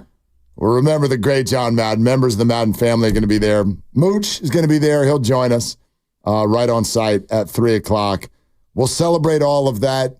We will do our normal dance as well. So make sure you're with us on Willard and Dibs. We're going to go to Cleared to Play in just a sec. I don't want everybody to have to wait too long. We'll discuss why I'm bringing it up. But Brandon Ayuk was signed on August 30th, and then Ricky was shot the very next day. Man. So the Niners they signed Brandon with the thought that Ricky Pearsall was about to be healthy after a bumpy camp, but they weren't dealing with anything nearly as serious when they signed Brandon Ayuk. So they were not aware of it at that time. And that's why you've called it wide receiver survivor the whole time, because 4 wide receivers for truly 3 spots. Apologies to Jacob Cowing, who, and Ronnie Bell and Chris Conley, who weren't a part of that 4 for 3 conversation. Let's go out to the River Islands guest line because it is time for Cleared to Play. We're going to take you inside the tent, get you updated on the latest injuries in the Bay, and proud to partner with UCSF Health. On this segment, here comes Dr. Brian Feely. Hey, Doc, what's going on? How's it going, guys? Glad to have you. What do you think, by the way, about Pearsall as his practice window opens? What's he dealing with coming off of what is kind of a hard injury for all of us to understand? Yeah, I think the biggest thing for him is that he really legitimately missed most of camp. And then even though he was miraculously shot, but not shot in a horrific way, he then had to take some time off just to recover. So then he's missed essentially all the conditioning that most of the players get. So he's had 3 to 4 weeks to build back into that. So I think the next few weeks, especially going into the bye in a few weeks, suggests that he can get back into playing shape, get used to taking contact, see how it feels to get contact in the chest, because even though he didn't get any rib fractures, he still might be a little bit more sore than anticipated, and they won't know for sure until he takes some hits in practice, and then hopefully relatively soon in a real game. Yeah, that's something that's just so exciting, and when he gets out there for the first time in a real NFL game and makes his debut, it's going to be emotional for fans and certainly for Ricky as well. Jordan Mason injured. He had the AC joint sprain. He was able to come back for 1 snap after halftime, and then that was about it. How does a sprained AC joint affect your ability as a ball carrier? Yeah, so your AC joint is that little bump you feel on the top outside of your shoulder, and that's where your collarbone meets your shoulder blade.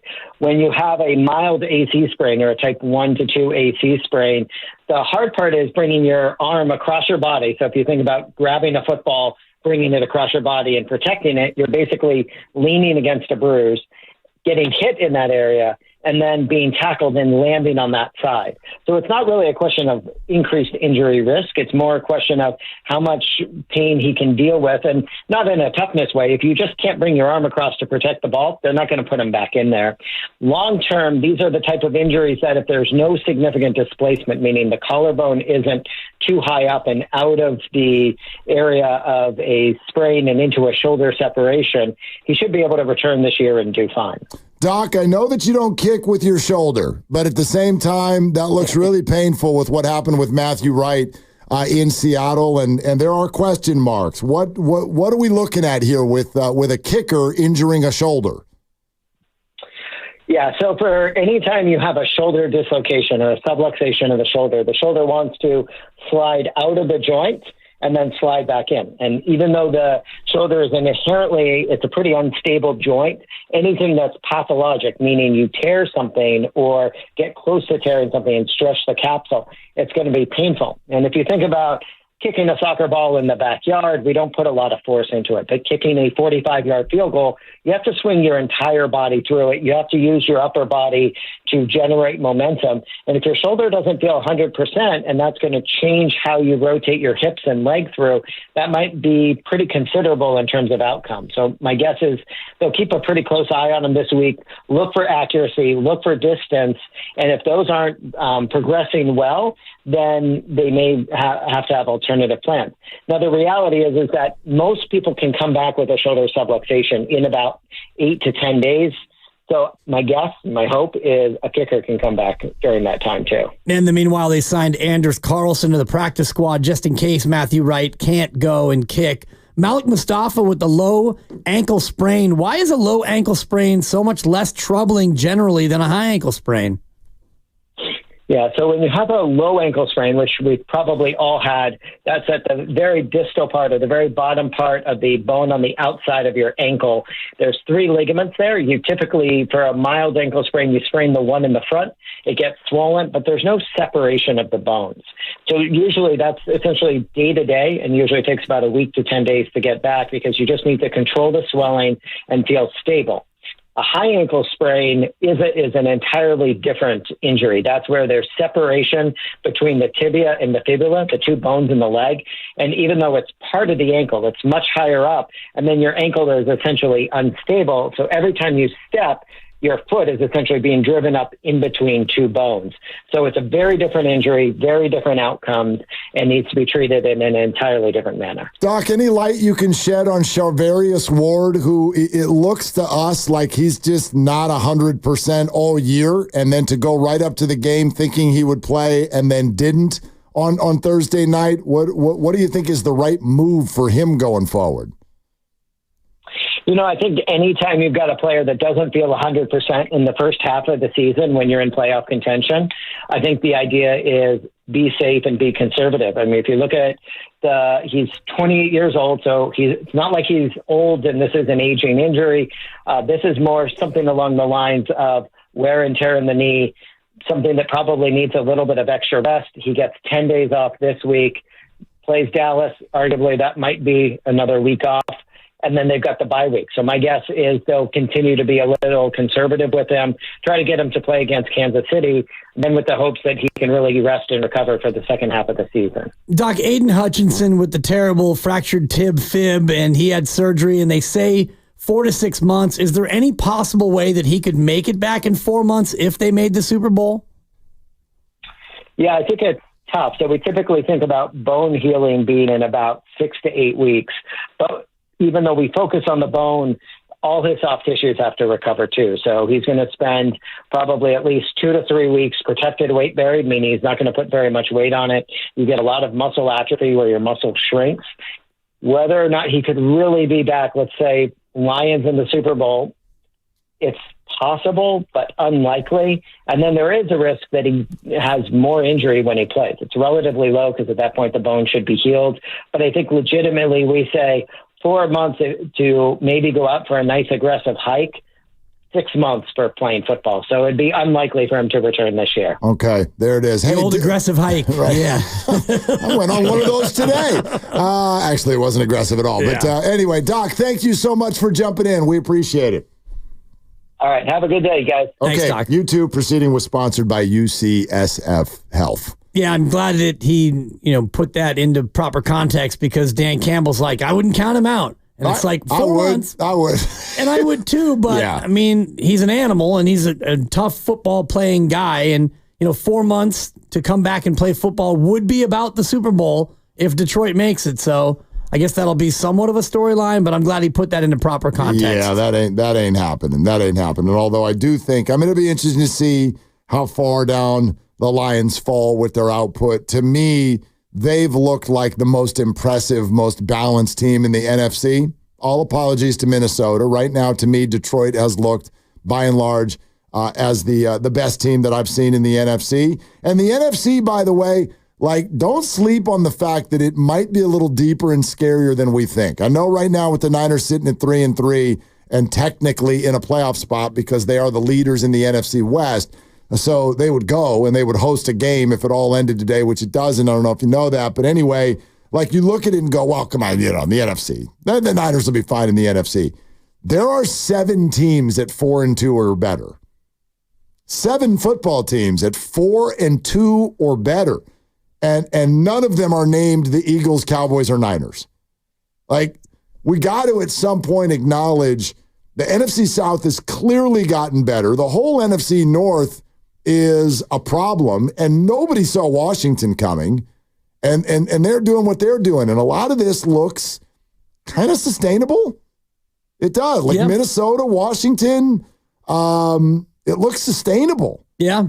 You've got 3 of the top 5 in DVOA, which is one of the boutique elite analytic numbers. Minnesota, Detroit are 1 and 2. The Niners are 5. Kansas City's 4. So you're getting a matchup of 2 of the top 5 teams in defensive adjusted value over average numbers, which takes into account down and distance and everything else in a play. It's one of the great measurements for teams. And you've got 3 of the top 5 NFC, including number 4 versus number 5 on Sunday at Levi's. And then Vikings-Lions this week too, right? Yeah, they're 1 and 2 in DVOA. Baltimore is 3. There you go. There you go. All right, we're sponsored by Robert Half. We're going to circle back to all things Niners and football. But I want to try something real quick because I got a quick story to share with you. And it's going to take all of your help, especially if you are a big fan of Moses Moody. Will you get on the line right now at 888-957-9570 if you think Moses Moody should play more?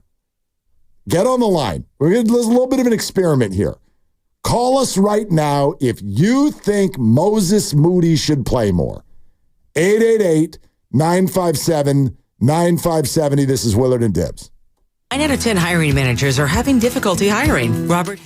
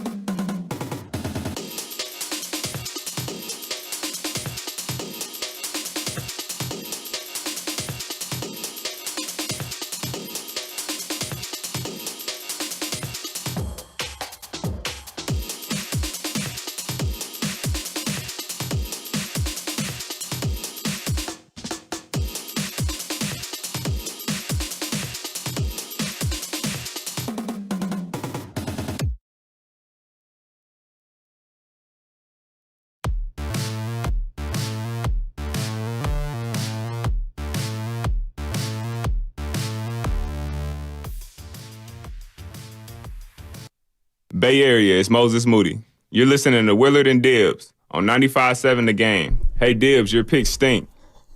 Hold on just a minute. Yeah!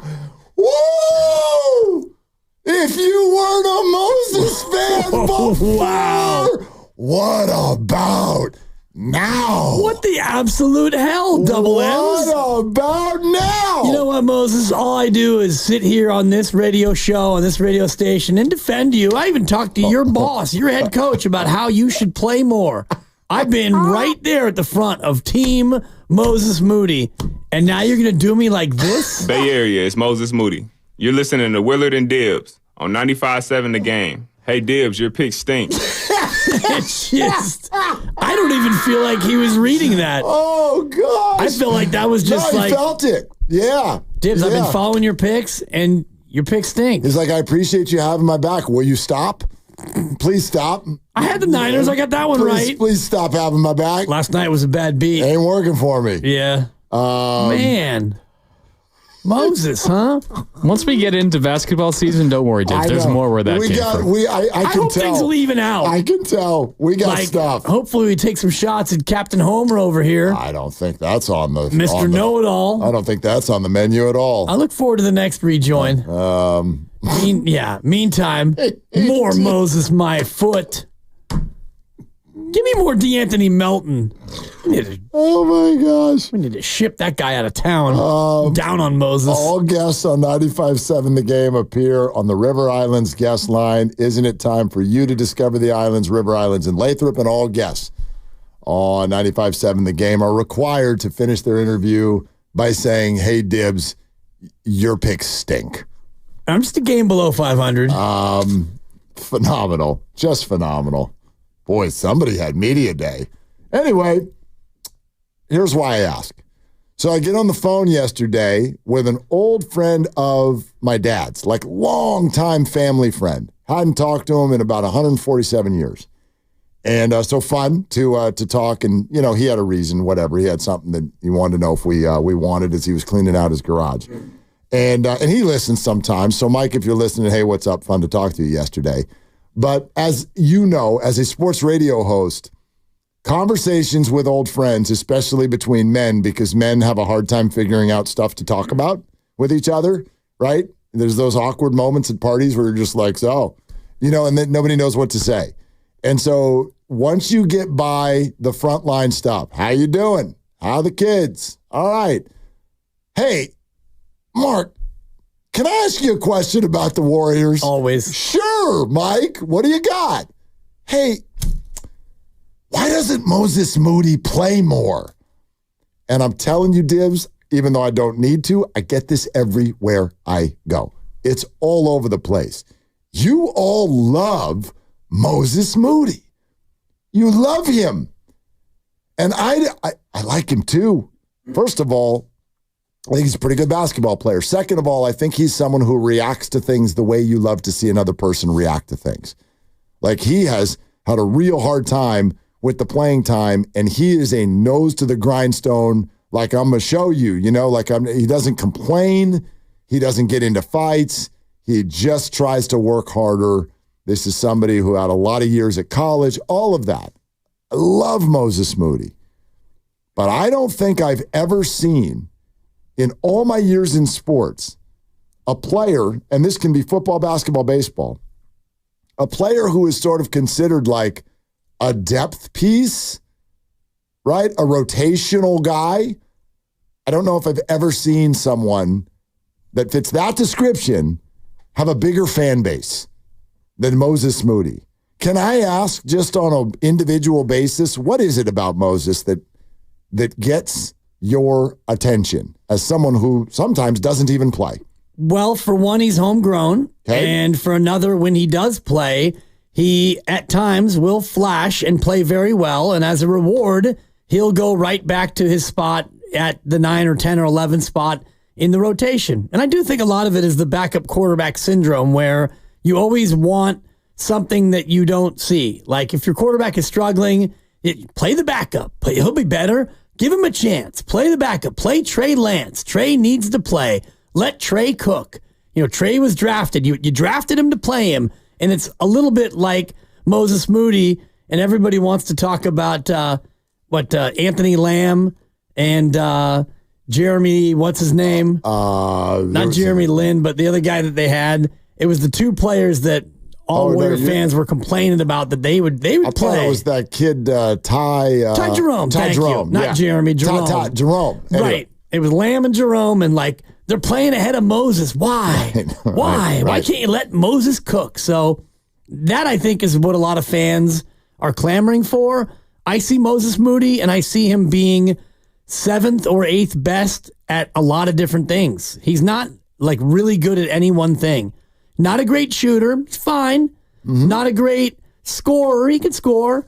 Not a great defender. He can defend. Not a great passer. Not a great ball handler. Not a great rebounder. He's good and serviceable at all those things, but if you wanted to rank all the skills of a basketball player, he's probably going to be 7th or 8th in all of them. And that, to me, is why he winds up being a guy who's in the odd man out rotation. What do you consider a good 3-point shooter? Just run anything in the NBA. It's 37.5%. 37.5%. Somewhere in there. Yeah. He's 36.2. Okay. And he's almost straight. You want to talk about consistent. Yeah. Year 1, 36.4. Year 2, 36.3. Last year, 36. And threes per game attempted is probably about 3.5 or 4, right? A little bit less. Okay. 2.5 for his career. Okay. Yeah. Okay. Let's hear from some of you. Why do you love Moses Moody so much? Let's go to Joseph in South City. Hi, Joseph. What's going on? Thanks for calling. Hey, thanks for taking my I think Moses Moody, I think he reminds me of a young Curry. He's humble and he's hungry, and he's earned it, but he may not have that talent, as you were mentioning just earlier. We do have so many new bodies on the team, so I don't know where he's going to fit. I don't know if he's going to start, but he deserves to play. What is it about him, Joseph, that I get what you just said there, but it seems like he's connected with a fan base on a much higher level than others in his position, no? I think so. I agree. I think if you compare to Kuminga, I think you've had an even bigger fan base for Kuminga, but then you also have some, some star problems, you have some attitude problems potentially, but you don't see that with Moody at all. Joseph, thanks. Pat in Foster City, you're next up. Hi, Pat. Thanks for calling. Yeah, thanks for taking the call. Yeah, I thought your question was headed in a little different direction. Not just that I like him, but I think he should be playing more minutes. I think he really deserves that. I think, as you guys were saying, I think he's pretty good at a lot of different things. I think the problem with the Warriors, kind of a problem, is they got so many people that can play the 2 this year. There's 5 or 6 guys that are, right in that area. Yep. But I think unless they go with Wiggins at the 2, which some people have talked about, I don't think they will. But he played that position way back when. But if they don't go with Wiggins at the 2, Moses does give them a little more size than most of the other guys at 6'6" and 210 or whatever. And I think he's, he can shoot, he can rebound, he can definitely defend. So, I think they'll probably play, they'll mix up the minutes because they got so much talent. They can probably keep a fresh guy in there all the time. But I think he deserves certainly more minutes than he has. And people forget he's only 22 years old, right? Only 22. Yeah, but Pat, all right, I like him. But let's acknowledge Steve Kerr's response whenever this comes up of math. All right, so if you think he should get more minutes, who's getting less? Well, I think. Well, Klay's going to get less, right? There you go. It's a good answer. Scoreboard. Yeah. I like him. I don't know if it should be. We had Mo Spates, and I don't know if it should be Mo Moses or Mo Moody, but one or the other. I think I would go with it.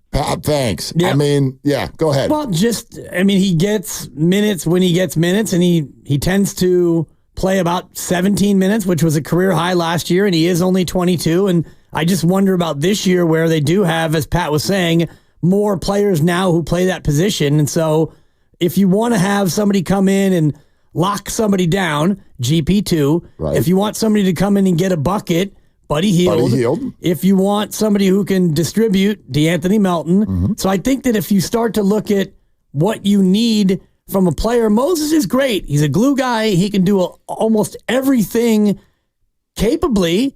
But when you're looking for a specialized thing out of a bench player, I don't think that he separates. Well, okay, we're going to take some more calls on this, so stay right where you are. But here's the point that I'm getting at. Moses Moody is the backup quarterback of the Golden State Warriors. I really see that. And this is not to be a criticism of him. I like him too. Again, I think not only I agree with your assessment, he does all things pretty well, nothing fantastically. And also, from a mental standpoint, I think he's been almost perfect. Like, he handles this situation as well as anybody could. But because he is sort of a BB plus type of a player at all things, but not an A at anything, he's the perfect guy for when anyone goes out and doesn't have a good night, you end up after the game going, Moses Moody. We should have put in Moses Moody. That would have fixed it. And I don't know if that's the case. I look at this roster. You and I did this exercise last week, and you just named a bunch of the names. But it doesn't even stop there. Yeah. Like, you're just talking about wings. I know that the 2 and the 3 are different, but in the NBA, it's also wings. And so to go from Buddy Hield and DeAnthony Melton and GP2 and add in Brandon Pajemski and to a degree Andrew Wiggins. I know that he's a little bigger. Jonathan Kuminga, bigger. But you start putting all of this together, and I'm trying to figure out exactly how it is you all would like Steve Kerr to handle this year. I know what everyone's going to... Great problem to have. Well, we went through that last year, and it wasn't a great problem to have. And that's just what I see. I love Moses Moody also. He's going to have to force his way onto the court. I don't know exactly how, but this guy is the backup quarterback of the Golden State Warriors. Right. If something goes wrong, you all pull out your Moody flag and seemingly make that the reason why. Right, and you clamor for him to play a lot more. And if you look at last year, he played in 66 of 82. And I'm looking at his game log, and there were only 7 games where he got the DNP. He wasn't active for, looks like about 2 weeks, actually a little bit longer. He had a small injury, as I recall. He missed 9 games. He was inactive, and he had a handful of DNPs. But the frustration for some fans is he goes out and he plays well. I'm looking at a game against Portland. He had 11 points. He was a +6 in a win. 2 nights later against Denver on Christmas, he played 2.5 minutes, and you lost. And those are the ones where even Steve Kerr has commended him for always being ready and never carrying it with him. But the Moody acolytes, Team Moody, they get frustrated when he actually does get a chance to play and he plays well, and then he goes back into a subservient role. Cyrus in Oakland is next up on Willard and Dibs. Hi, Cyrus. Thanks for calling. Hi, good afternoon, gentlemen. Yeah, I'm definitely on the Moody bandwagon. There's a few reasons. You've hit on a couple of them. What he does as a basketball player, and he did it when the lights were brightest, during the Western Conference Finals against Dallas. The basketball IQ, his performance came through when the lights were bright. That's one. And then 2, you just got to give it to him. The name, Moses Moody. I love the name. Okay. And a guy whose name is Moses Moody and says things like, calm seas do not make for a good sailor.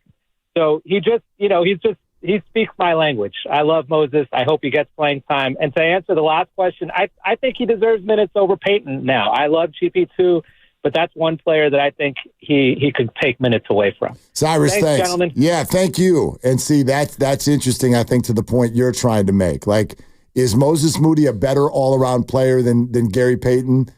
I'd say yes, but GP2 is elite at one thing. If Moses is not, if he's good at everything but elite at nothing, that's where GP2, in some cases, gets an edge because he is an elite defender. That's an interesting thing that you just said, because whether or not I agree with you, and I don't agree that he's an overall better player, I think he's a younger player, and that's why Steve Kerr is always going to default to Gary Payton II if healthy, because you've got a veteran core of guys, and now we're down to Steph and Draymond, and Wiggins I think is a little bit off to the side, but Steph and Draymond have shown to be more comfortable with veterans as opposed to younger players. And Moody at 22 and Kuminga at times has before last year particularly, he struggled to get consistent minutes. And, Pods is a little bit different because his game has a certain maturity to it. But I think about this year, Buddy Hield is in his early 30s, and Kyle Anderson's an older player, and DeAnthony Melton's been around the block. So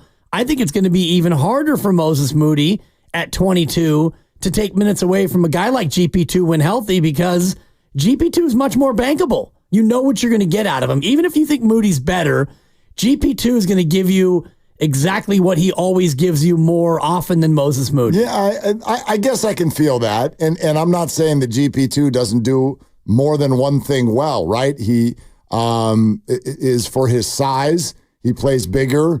He's a good finisher around the rim. I think he's an energy guy. But again, like when you're looking for someone, you're like, there's a matchup out there and we need to lock that guy down, you're going to go to GP2. Moses sort of feels like he just gets lost in the sea. He gets lost in the sea of what exactly are we trying to do now. But more often than not, when he comes in, wouldn't you agree? Good things happen.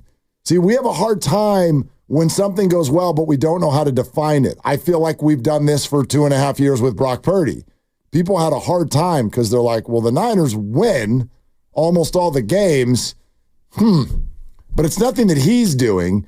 Like at a certain point, you got to go, no, it is something that they're doing. Like I do think there's an unexplained something that happens with Moses Moody on the floor. He's an effort guy. And as you said, there's nothing he doesn't at least do pretty well. So that speaks to somebody who's going to make, I think more often than not, he's going to help make the game go well. Yeah, he's going to help the game, continue. I don't know if he necessarily will help it go well. I'm just looking at some of the advanced metrics, and offensively, as far as offensive box score plus minus, your net per 100 possessions, what you contribute, he's a negative 0.2 on offense, and he's a positive 0.1 on defense. Oh, my gosh. He's a negative 0.1 overall per 100 possessions, which is to say he's about a net neutral for your basketball team. There are things he does better than others, but when he's on the court, the team tends to be about the same as when he's not on the floor. And just to contrast that with Gary Payton, he is a plus 2.2 on defense. He's a minus 1.3 on offense. So if you put GP2 out there with 3 or 4 other good offensive players, now GP2 can just go out there and be a net positive on D. With Moses, he doesn't really contribute on either end dramatically like that, Let's go to Dan in Truckee, next up on Willard and Dibs. Hi, Dan. Thanks for calling. Hey, guys. Listen to Dibs and his metrics. I get it. However, the eye test tells me something a little different. I do love Moses Moody, but I love the attitude. And you guys answered your own question. You guys keep talking. You keep answering it. Effort, attitude. The eye test is that he's on the floor for loose balls. Not that GP2 isn't. Too bad they couldn't play together all the time. But availability. Moses is available, right? Wiggs, not going to be so much available. GP2 plays so hard, he's going to get, scarred up. He's not going to be always available. Moses is just, we fall in love with him because of his attitude and his effort. Nothing else I can say. The eye test tells me, metrics tells you one thing.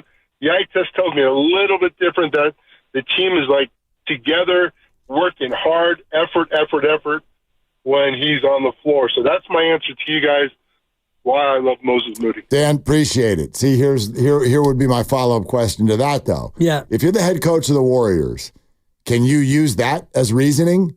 Like, I get what the metrics say, and you just threw out metrics that would suggest that Moses Moody is just like dead set, as average as you can be, a net neutral. Yeah. Okay? As the head coach of the Warriors, you could be like, my eyes tell me different. Can you afford to do that?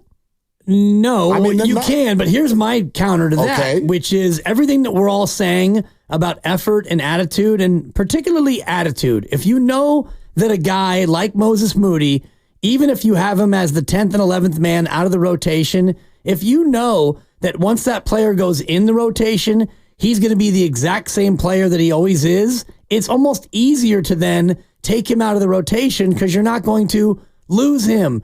He's not a fragile young man. He's a guy who you can actually do this to, and like Jonathan Kuminga in the playoffs a couple of years ago, when you started taking him out of games, you lost Jonathan Kuminga. And it got to the point where he played 4 minutes in a game because he was unable to recover at that point. But shouldn't the behavior of Moses Moody be rewarded rather than the other way around? Like what you just said sort of sounds like the old adage of nice guy finishes last. Is Moses Moody on the bench because he's the one who can handle the bench? No, but if you have a tough call to make and you know that one guy, if you put him on the bench, is going to be fine, then that's a guy you can put on the bench. Well, then he needs to learn how to not be fine, I guess. Right. I mean, we were kind of making the same comp with Nick Bosa and drawing holding penalties because he gets held and he doesn't really carry on. And maybe if you carried on more, Steph Curry is probably a better analogy for this conversation. If Steph flopped more, would he get more calls to go his way? Probably. Maybe, yeah. And that's a tough behavior to encourage. But I'm not saying Moses should start throwing tantrums. But as a coach, if you know that one player is going to be more okay with it than another, then if the players are comparable, it becomes an easy call. Big Smooth in Oakland is next up. Hi, Big Smooth. Thanks for calling. Smooth. Smooth, you there? Yeah. Go ahead. Yep. Wow. So, as we're talking here, I'm just looking at it like this. So Moses, let me get this straight. He's too good to trade. He's not good enough to play. I like him because he's the Warriors' admitted mistake. He's the one thing that they can't seem to get a hold of. Listen, the Warriors don't do a lot of things bad, but Moses Moody, James Wiseman, a few things they have done. And Moses Moody is a solid player that would probably play way more, would even start in some organization. But I don't listen. GP2, we love him, but he's never matched that 1 year he had. He's never matched that. He's never even played to that standard again. He's always been below. That seemed to be the ceiling. We haven't seen anything that would indicate that he's able to play above that 1 year. And I don't know why. But to me, listen, I could be wrong on this, but it seems like Pods will do the same thing or a similar game to Moody, and then Moody won't play again, but Pods will play more. That's just what it seems like, fellas. I'm just being honest with you. Yeah, Smooth, thanks. Appreciate it. I don't know about that. There's always this thing with Pods, I would argue, and some of this we don't see as fans, but he sort of picked it, whatever it is, he picked it up a little bit quicker as a rookie last year than a lot of other guys have coming through. At least that's clearly the thought of the organization. Yep, and that's, I think, the thought of the vets, too, on the floor. And there's a reason that Pods, I think, led the league last year in charges taken. Yep. And he's a better shooter than Moody, and he's probably as good, if not a better defender. And now he has a broken nose because of it, and he won't play tonight. So, anyway, we're presented by Fremont Bank, celebrating 60 years of full-service banking with no compromises. That was a fun little aside. Appreciate all the interaction. 888-957-9570. We'll get back to Niners. You've got to hear what Baldy said this morning. You've got to hear what Florio said this morning. And then I've got to hear what Grandy said yesterday. Okay? Purdy over Mahomes or something along those lines. We'll get into all of that coming up next on Willard and Dibs. Meantime, Dan Dibley.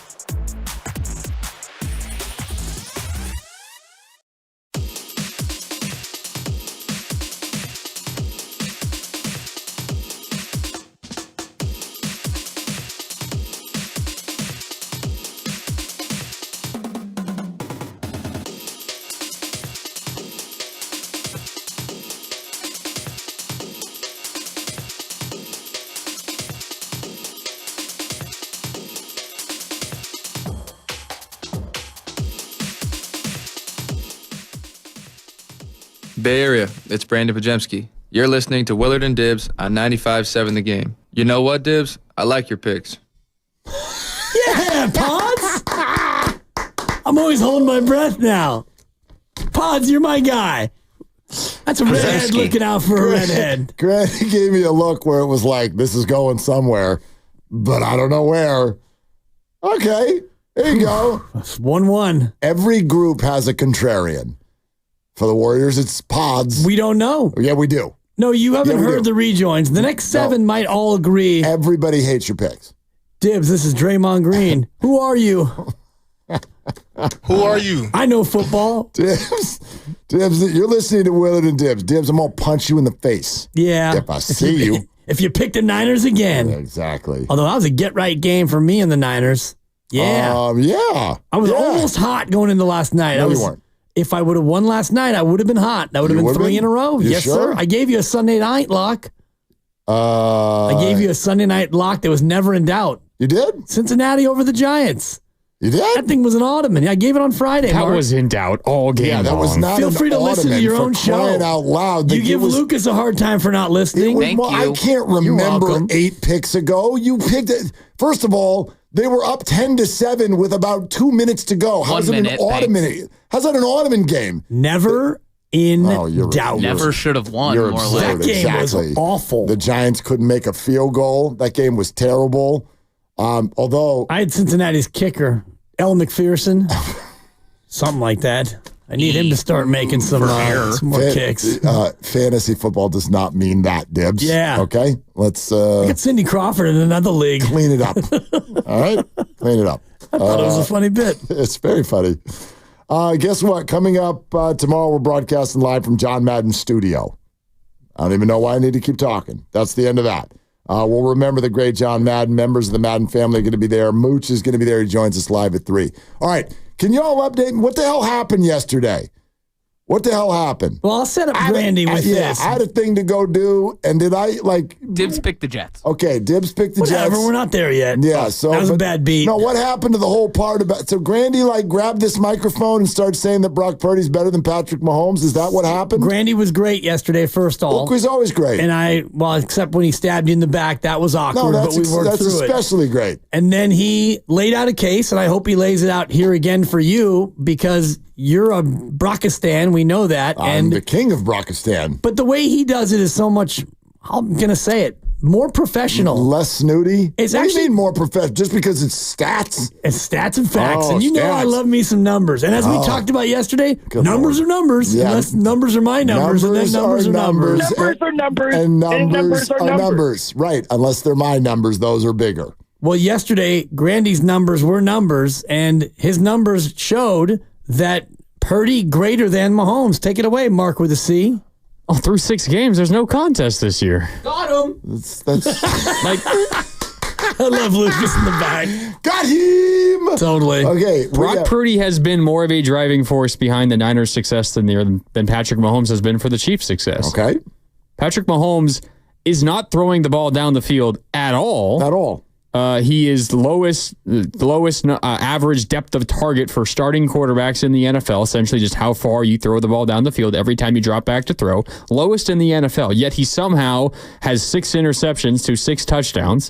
Brock Purdy has more touchdowns, has fewer interceptions, is throwing the ball much further down the field. In fact, more than any other starting quarterback in the NFL. He's completing passes at a slightly lower rate, but that's because he's throwing consistently tougher passes. Yet he's thrown fewer interceptions, thrown for more yards. He's ran for more yards. He has done the challenging better than Patrick Mahomes has done the simple. The only difference is the Chiefs are 5-0, the Niners are 3-3.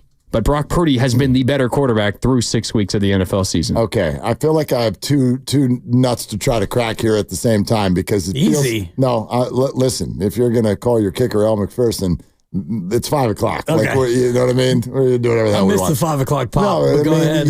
So, first of all, your quip that Mark is making my point, but doing it much more professional.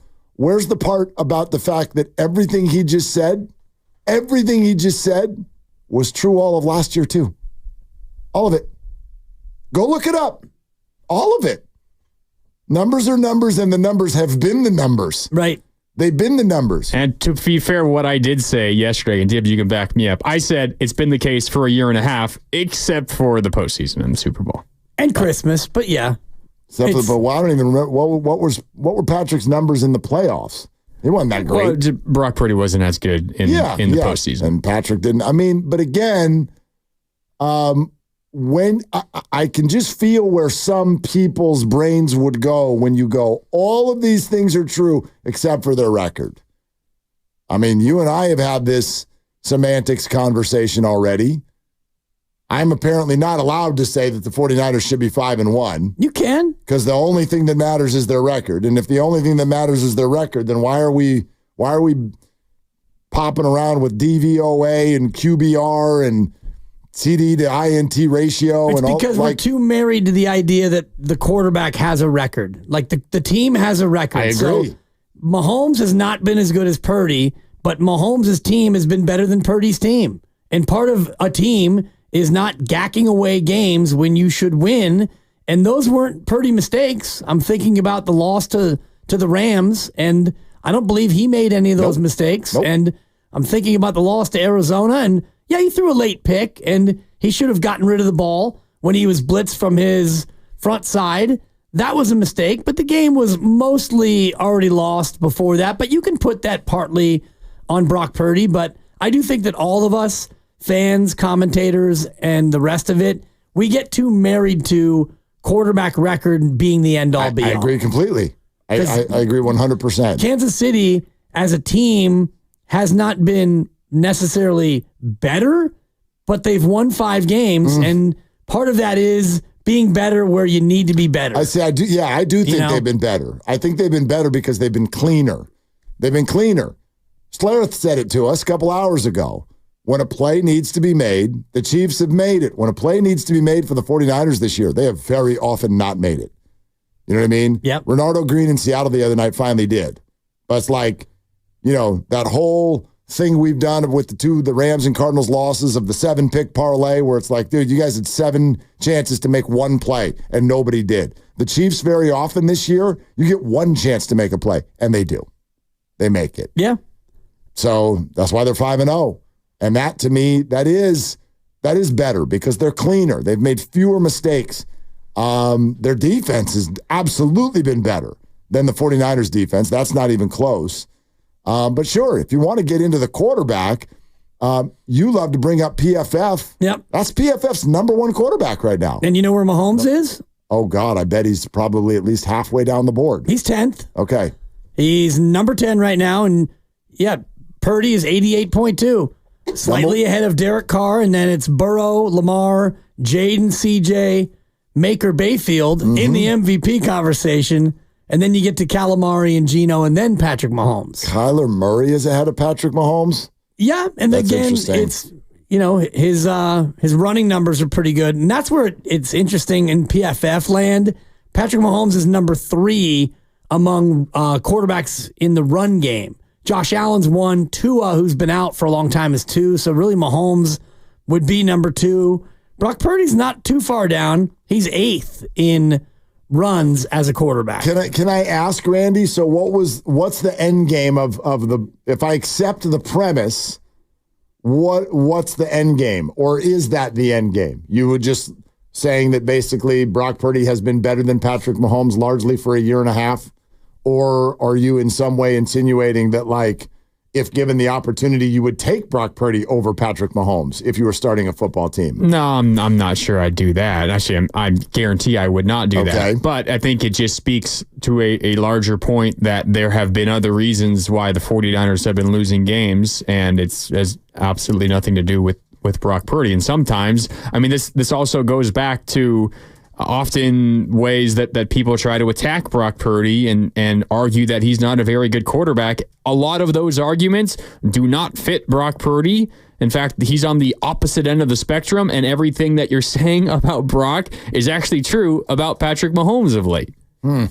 Okay. He doesn't push the ball down the field. The majority of his yards come after the catch. It's the opposite for Brock Purdy, but it's all 100% true for Mahomes. You know who it's even more true about, what you're saying right now, is the guy we watched last night. It's Josh Allen. Right. I don't know thank God Amari Cooper's going there. Maybe Josh Allen will actually throw the ball more than 2 yards in front of him for the first time all year. The only time he did it was when he improvised and rolled out and hit Ray Davis down the middle of the field with what turned out to be, I guess, his longest completion to a running back in his career, is a stat that I heard. But watch the Buffalo Bills play football. Everything is right at the line of scrimmage. Interesting you say that, because the numbers would indicate intended air yards per attempt, he's fourth. Who? Josh Allen. Okay. Completed air yards per completion, he's all the way down at 17. Okay, so maybe that's what I'm feeling. Right. So they do, and I think that they'll throw it deep. They won't complete it. They huck it over everybody's head. The majority of it is dink and dunk and shorter throws that they're completing. And also Josh Allen as a runner has become one of the biggest threats in their offense.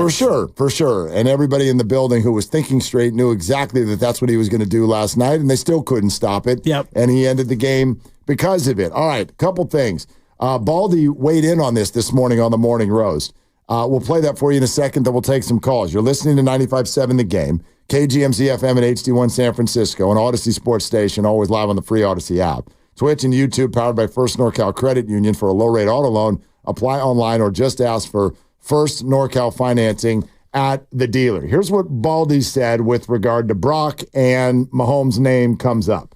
When I was watching it the other day, or Friday morning after the game, I thought he was very, very much like Mahomes.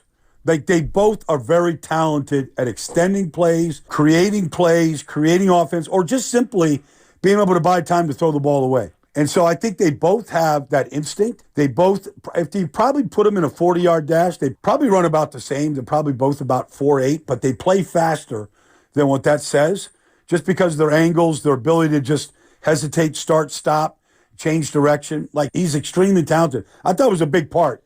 That game was 23-17. You thought, this is going to be very reminiscent of Arizona. They're letting them hang around. They're one play away from, just the way Arizona scored one. And then, I thought they made the necessary plays at the end. But I thought throughout the game, his ability, whether it's just to elude somebody inside a phone booth, get outside the pocket, double back and do the things that Mahomes does. If I put them side by side and you took the names off the back of the jersey, they're pretty close to each other. Yeah, same guy. Purdy and Mahomes. If you took away the records and the rings and you just watched them play and you didn't know who was Mr. Irrelevant and who got traded up to be taken and who has 3 Super Bowls and who has none, they do play in many ways similarly. And I was noticing it earlier today how these offenses are similar, and especially now when Kansas City doesn't have a great wide receiver core, what they're doing now for me, and we'll get Greg Cosell's thoughts on Thursday, and he'll riddle me with verbal bullets and how wrong I am. But damn right. I see similar schemes, a lot of pre-snap motion and play action, and a lot of use of the tight end in the middle of the field. Mahomes isn't stepping back and slinging it very often. I saw 3 times against New Orleans where it was max protect and Xavier Worthy, fastest guy in football. You run fast, and I'll throw it as far as I can, and let's see if that works. And it didn't, but that is one thing that scares me about Sunday, because they're going to try that at least a couple of 2-3 times, and I wonder if the Niners, who Baldy has called slow, I wonder if they're going to be able to take away Xavier Worthy and his 4.2 speed. Also earlier today on 95.7 The Game, not PFF, but PFT, Pro Football Talk, and Mike Florio was asked if Brock Purdy looks the part of a $60 million quarterback. He is a guy who does what needs to be done within the confines of the Shanahan offense, plus he sprinkles in enough mobility to give you something when there's nothing there. It's not a lot of flash. There's not a lot of panache, but he just gets it done. It's very meat and potatoes, but it's a good meal of meat and potatoes that he's serving up. Now, does that mean it gets him to $60 million a year? I don't know, but he's clearly earned a second contract, and they'll replace the final year of his current one most likely after this season with something. It just depends upon what that high-end number is. Depends upon how much he wants. Okay, I wonder, like, for instance, Grandy, since you brought this up, Like, to me, all I can do is tell you what I feel when I hear something like that. Like, when I hear that, that's an example of maybe what Grandy is talking about, where whatever happens on the field, and it's funny that we love Brock for his processing. I think there's a problem in America right now with processing what you see Brock Purdy do. There's completely a problem with what you're seeing. He's not seeing splash and panache. Then you're not watching the game. Thank you, Mark. I mean, I don't know. Like, what are you? You could look at almost any quarterback in the NFL right now, almost any of them, and you could say, well, Brock does the twirly and run all over like more than anybody. More than anybody. Is that splash? He has made more improvisational plays, I would argue, than any quarterback I've watched this year. All of them. But Grandy, to your point, and this is why I wanted to circle back to you guys on it today. I don't think Brock Purdy is Patrick Mahomes. Life doesn't work that way. You have to earn that. That man's got a trophy case full of rings. So you have to earn that. That's fine. I don't care about his stats and numbers are numbers and numbers are numbers. What I care about is a lot of people, when they're looking at Brock Purdy, sound to me like the officials when they come out of the review booth in Seattle.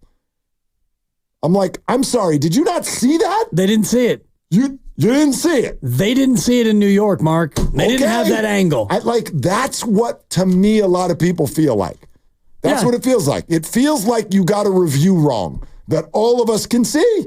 And I do also think that a lot of this comes down to where you started and how dug in you are. And I know if I say the name, you're going to cringe because I've said it many times, and he's somebody who has him. I think he has Brock Purdy ranked number 14. Oh, don't do it. But that's a big joke. Stephen Ruiz in the Ringer. It's not a joke. It has to be. And you listen to Mike Florio, who knows far more than Stephen Ruiz of the Ringer ever will know. But Mike Florio is dug in, and he works with Chris Sims, who's also been slow to warm to the reality. So, although starting to more than Mike, you have to, because Mike talks about a lack of splash and panache. For me, splash is the big play, and as Grandy was saying, he leads football in intended air yards. Those are splashy plays, and when you run around and scramble, and then run around and scramble again, and run around and scramble again, and then you make a good throw down the field, or you run for 13 yards and a first down, that's both splash and panache. And how much panache do you need a guy to have?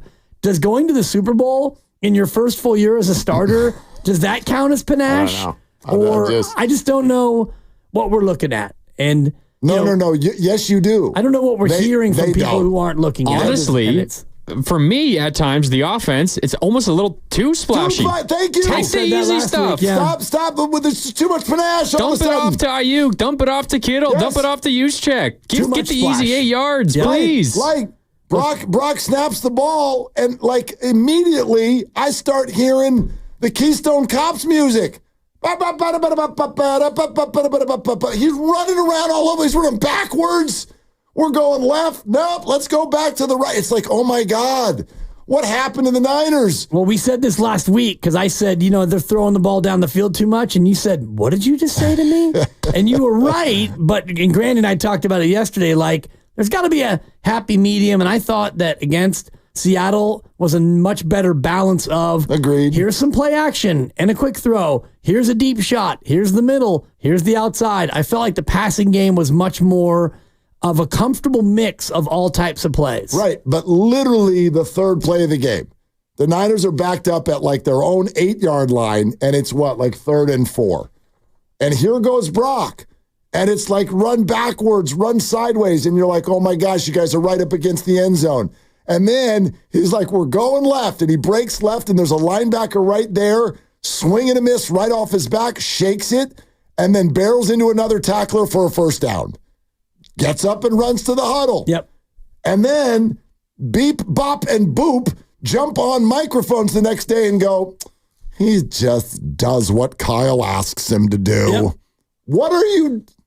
Okay. And that was actually back-to-back scrambles. I know. The previous play, he scrambled up the middle for 7, and then 3rd and 2, the one you're talking about, he scrambles left, and he did the stop and the shimmy shake which looked pretty splashy to me.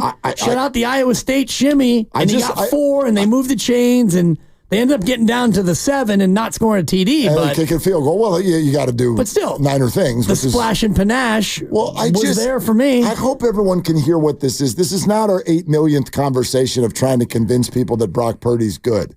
This is a tightening of the screws here a little bit.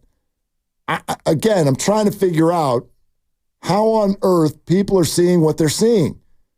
And it's amazing. You know, Steiny said something to me off air last week, and I won't have all the details of it, but the concept he was talking about was it was amazing.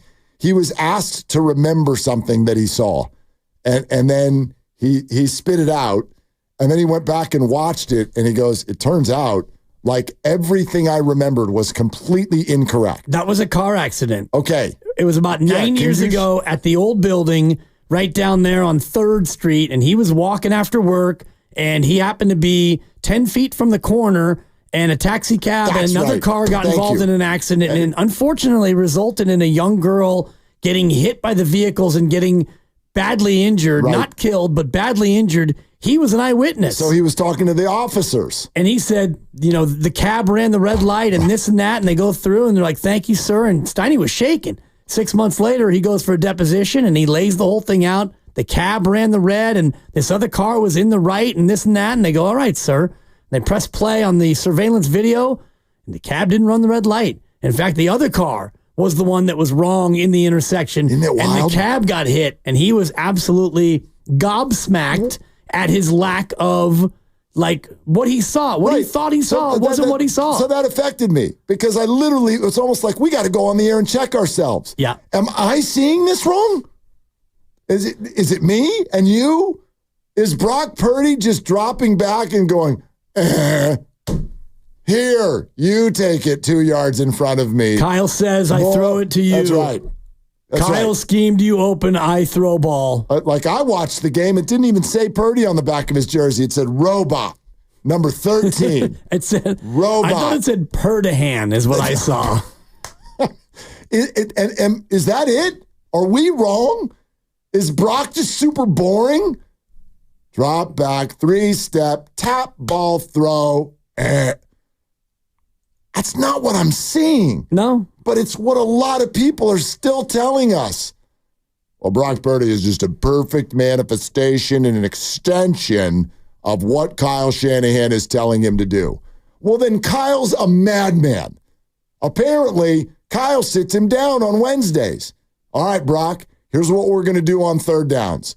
Snap the ball, 3-step drop, turn around, spin, flip, run backwards through the end zone, high-five a fan, stick one leg up, bounce on one leg for about 3 times, run around to the right, and then see if you can hug the ball up in the air, and maybe Juwan, who knows, might come down with it. Possibly. Like, is that what... Apparently, Brock's an extension of Kyle. Right. Well, then Kyle's drunk. Well, because if you want to look at the actual facts... What are we seeing? What we're seeing, Mark, and luckily I have the time to watch the games twice, and so I really get a chance to watch specific things, and I'm looking at the actual stats, and the names Caleb Williams, Kyler Murray, Justin Fields, Lamar Jackson, Josh Allen. Those are all very mobile, very good with their legs quarterbacks. Brock Purdy has scrambled more times than all of those guys. He scrambled the 4th most in football, more than Lamar, more than Kyler Murray, more than Caleb Williams, more than Justin Fields, Lamar Jackson. So who are the 3 in front of him? Jaden Daniels, 32 scrambles. And a rookie, sure. Deshaun Watson, who gets pressured at the 2nd highest rate in football. Hot mess of a football team. Okay. I'd say poor guy's running for his life, but good. Run for your life.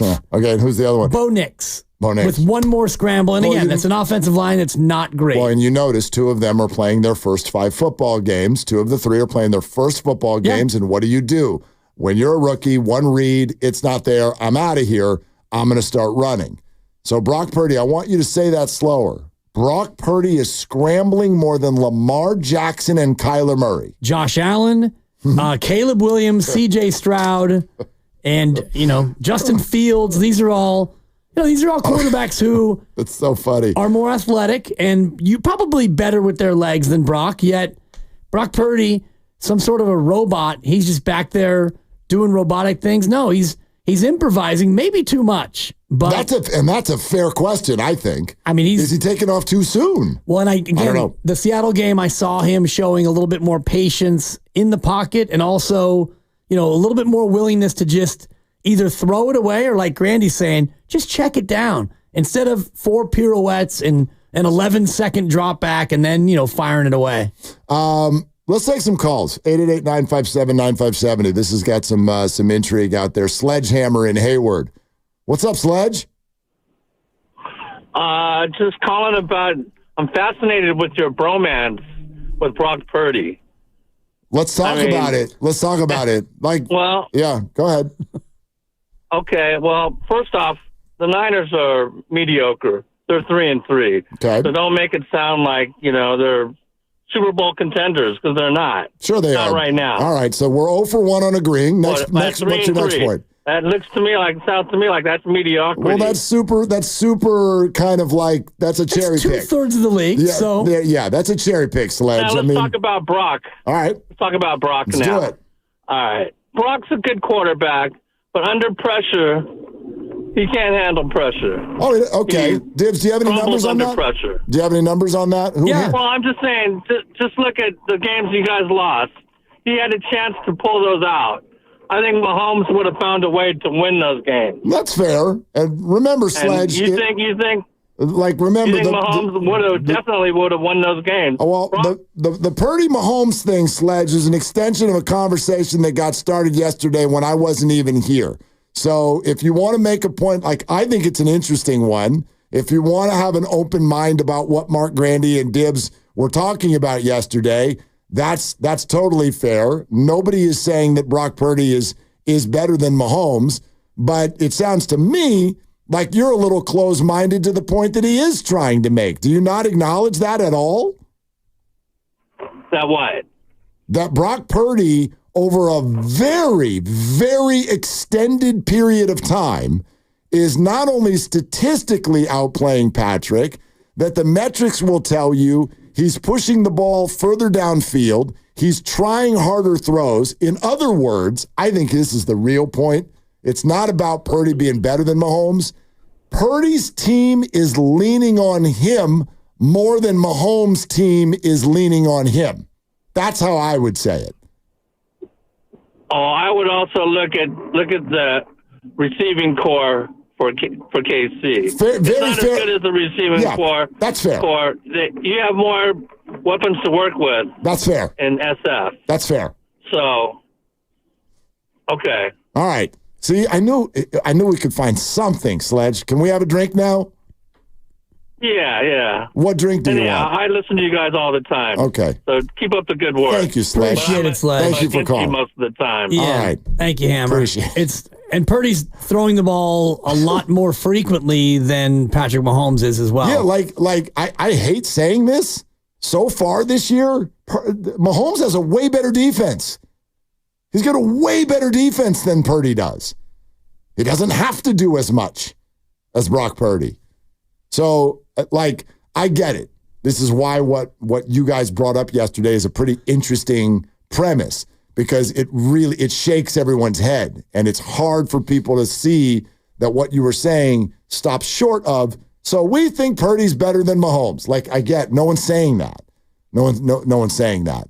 But I do think, again, without having been here for the conversation, what you guys are saying to me, what I would take from that is that the Niners are asking Purdy to do more than the Chiefs are asking of Mahomes, at least right now.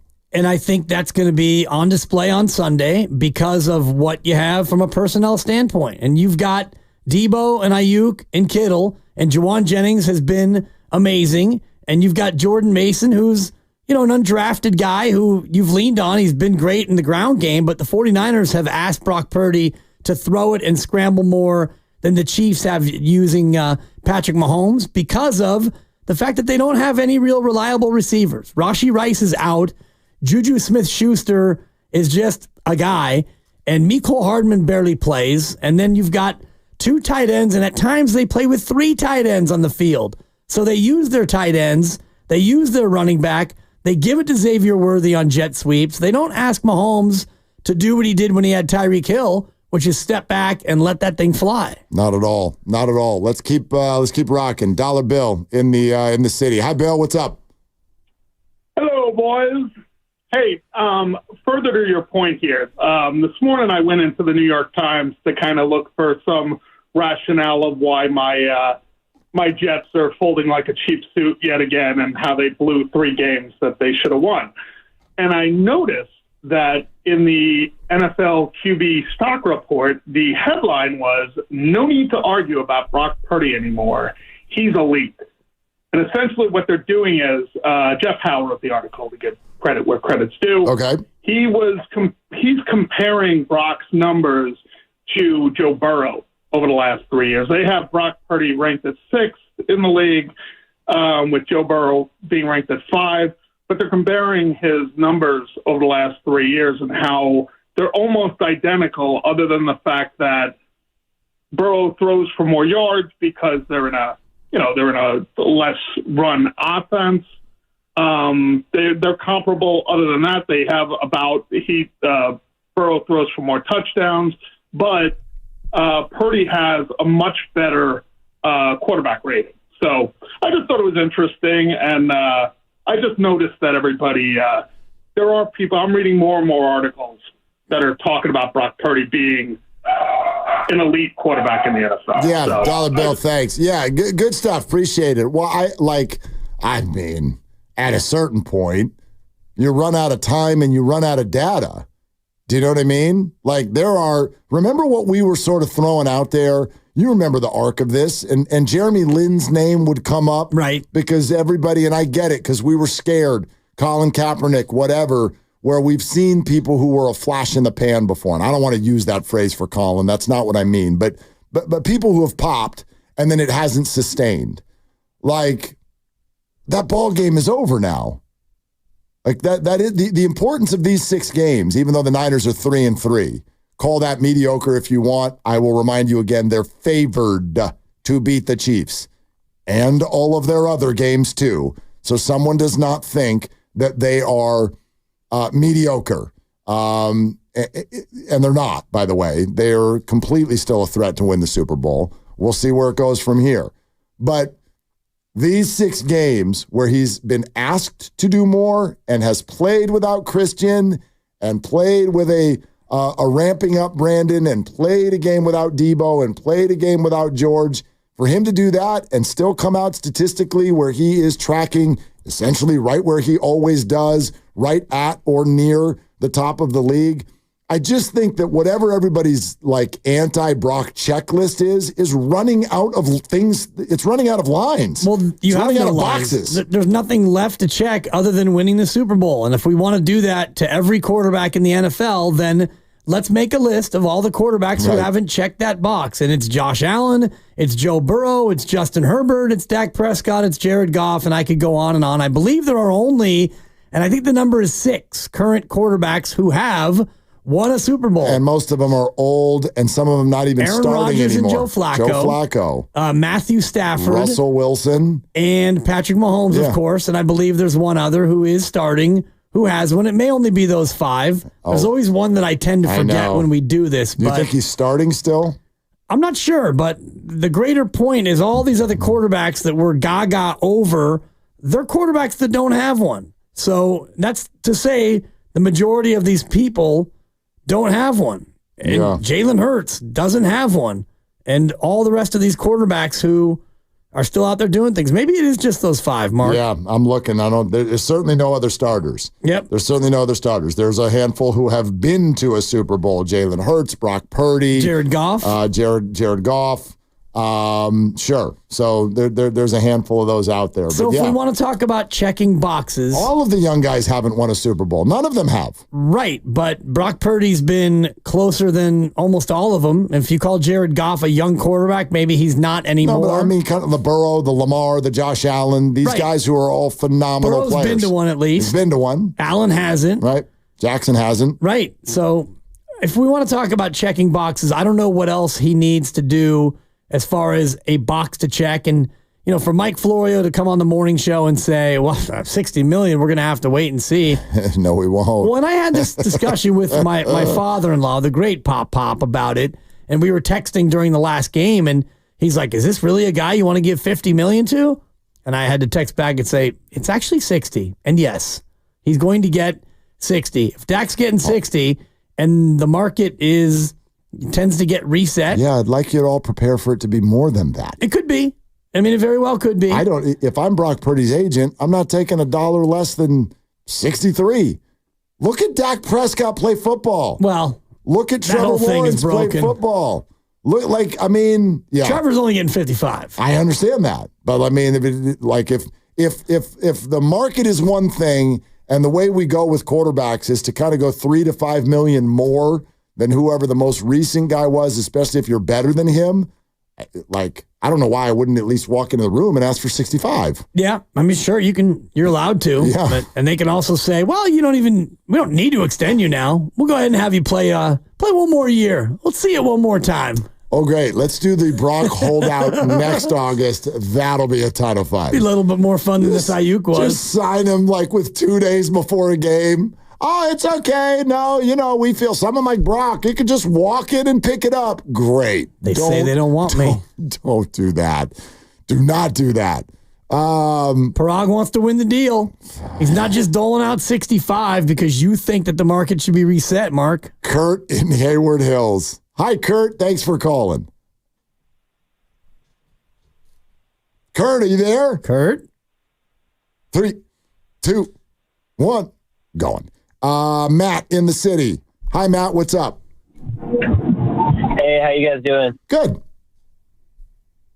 Right on. I just wanted to make a quick point about Brock and him scrambling. I don't think he's scrambling too much. I think, and even if he is, the reason why I think he's scrambling is because he's the best Band-Aid right now to the offense that's sort of just a little bit off right now. And I'm not saying that's due to McCaffrey, but there's just been injuries, Debo was kind of banged up, and just a lot of people have been in and out of the lineup. And so there's just a little bit of rust, and that subtlety, he's going through his reads, but after he hits those reads, he's like, I'm out. I got to make a decision. And that's the beauty of Brock, is he's able to do that so quickly and efficiently.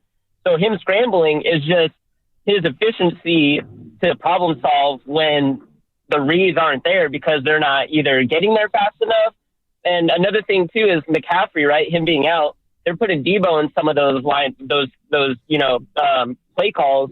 I don't know the exact names but there's one where he's wide out right in the back, and that's normally a McCaffrey thing. And the last play, he absolutely burned whoever was trying to guard him. But then that next play, he was already sort of gassed, and just there's subtleties. He's not able to get there in time for Purdy, and Purdy's already ready to throw it, and he has to look elsewhere and scramble.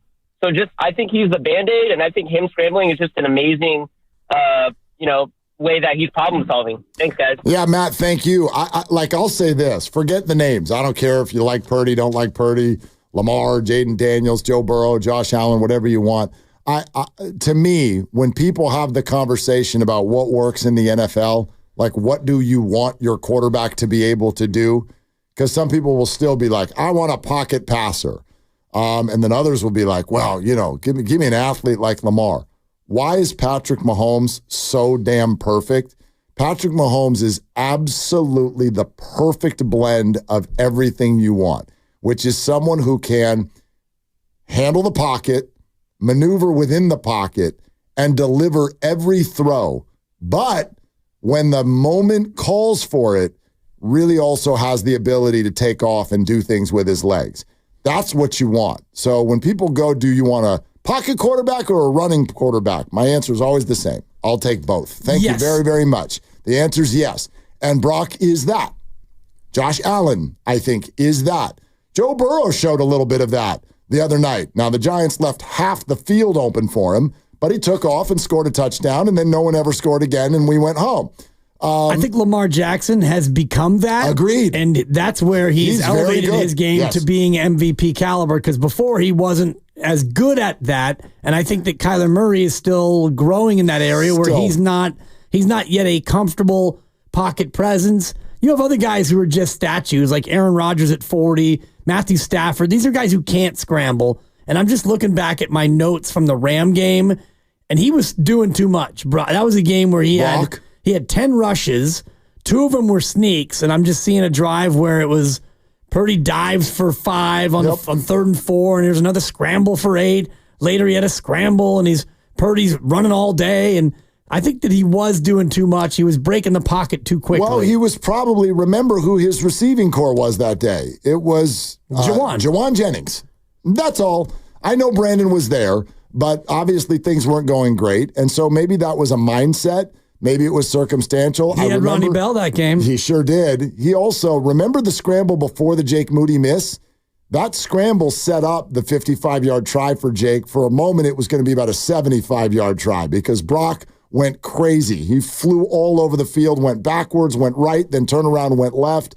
And he got 2 yards. Yeah, but that play was almost about 3 different times a 15-yard loss. Yes. And he ended up gaining 2. In other words, he got himself back into field goal range. To the 40, yeah. Yeah. Which was not quite. To the 38, yeah, exactly, the 38. Not quite good enough, but you thought in the moment it was, and it should have been. Yeah. It should have been. Well, a 55-yarder, no picnic, but... No, but it's better than 50-50 prop. It is, but now you think about it this week where you might be on kicker number 3, and... Shanahan might be in a mood and a mindset to go for it more on 4th down with an untested kicker if they have to go to kicker number 3. That'll be something to get into as we get deeper in the week. Tomorrow they get back on the practice field, and we'll get a real look at who's feeling better coming into the Sunday game. Yeah, James in Fremont is next on Willard and Dibs. Hi, James. What's up? Hey, just wanted to make a comment on Purdy. What I think is he's got great games. I like Purdy, but then there are certain games when he kind of comes back down to earth. For example, like that Arizona game. I think he's not at that level where you give him 70 yards, all we need is a field goal, then we win the game. I don't think the confidence is there yet when he's faced with that situation where you need to win a game and you need to march us over there, that part of the field, so we can kick a field goal. So I think there's just those certain instances where it kind of brings a little bit of doubt whenever people talk about Purdy. And again, he's not really a big arm, big type of quarterback.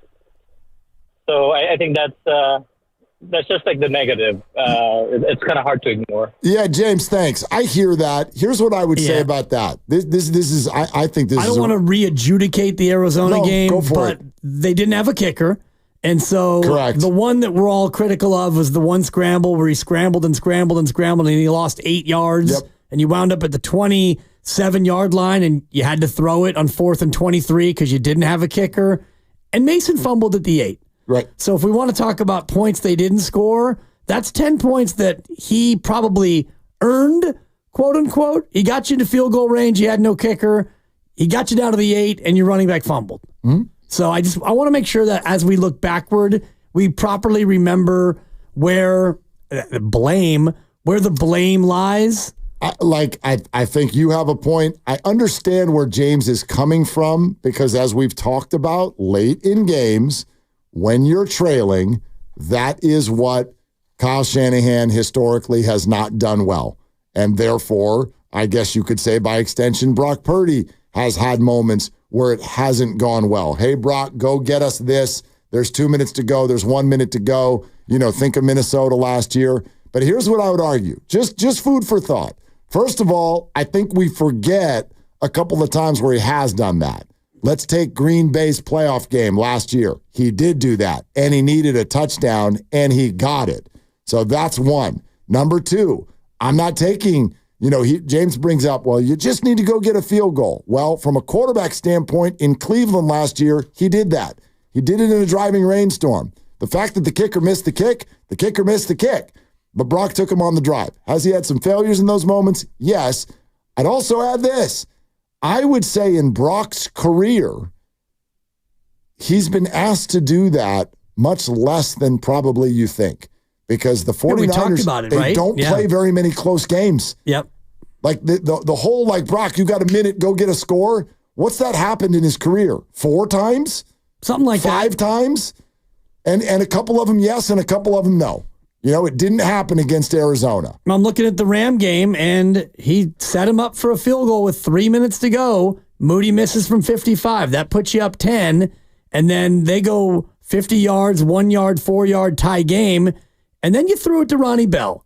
And great point. If Ronnie catches that, which is a catchable ball, it's a drop, well, you're again in field goal range, and at that time, you actually did have a kicker. Correct. And you win the game. So, yes, Arizona, he got the ball back, and he had 2 plays, Kittle for 16, then he throws a pick. Yeah. And I put the pick on him. Absolutely. Of course. And that's one where, you didn't have a kicker, so you would have had to gotten all the way down to about the 15-yard line to feel good about kicking, but that's one where, Brock needed to probably do better, but the previous year, how many times were they down and they needed a drive? Not many.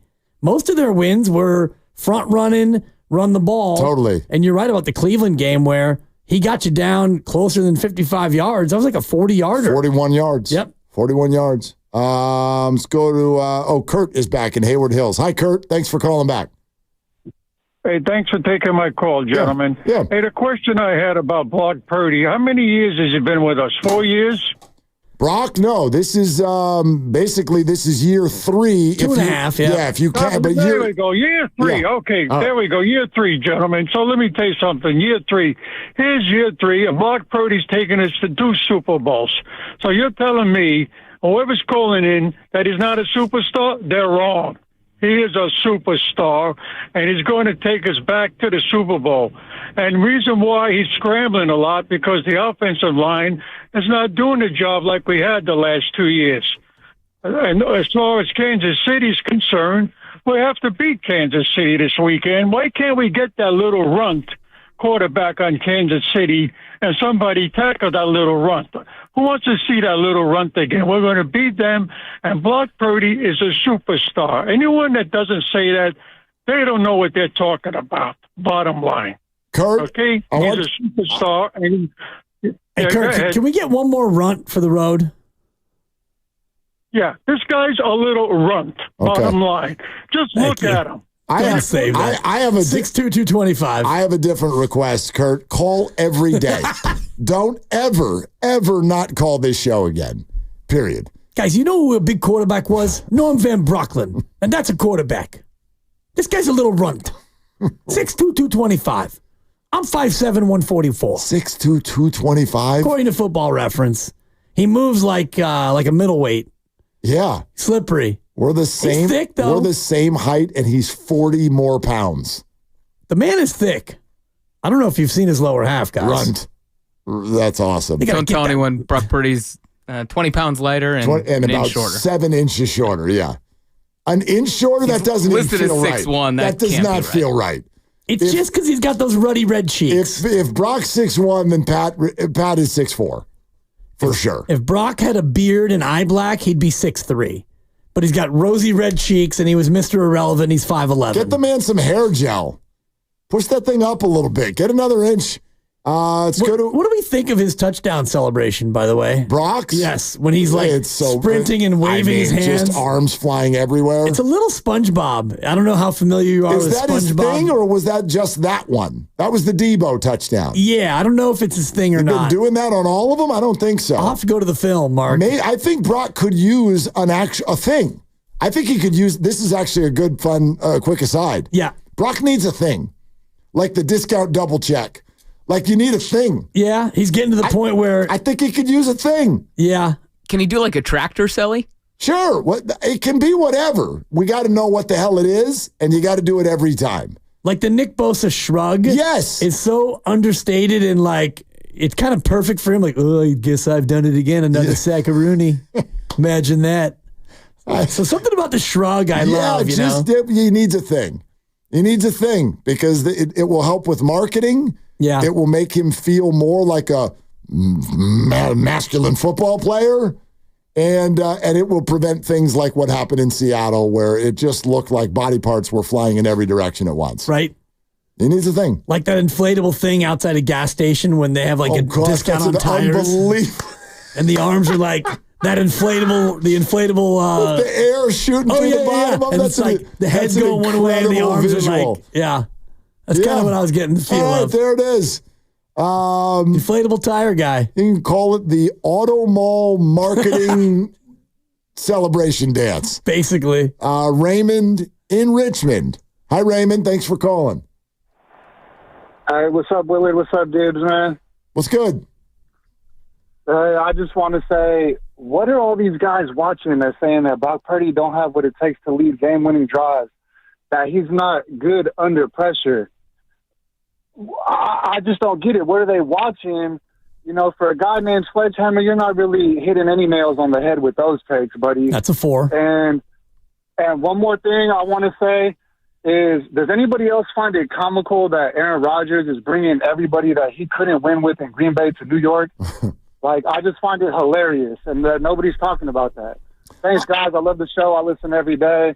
I'll take your comments off the air. Appreciate it. Yeah. Raymond, thank you very much. Raymond. And I actually do think some people are talking about that. I think Aaron Rodgers is getting a lot of criticism so far this year, but your observation is well taken in that Aaron, when I see that, that tells me that you're looking at someone with trust issues. When he only will play with like whoever he's had some version of success with before. Like, I'm going to New York. I need Alan Lazard to come with me.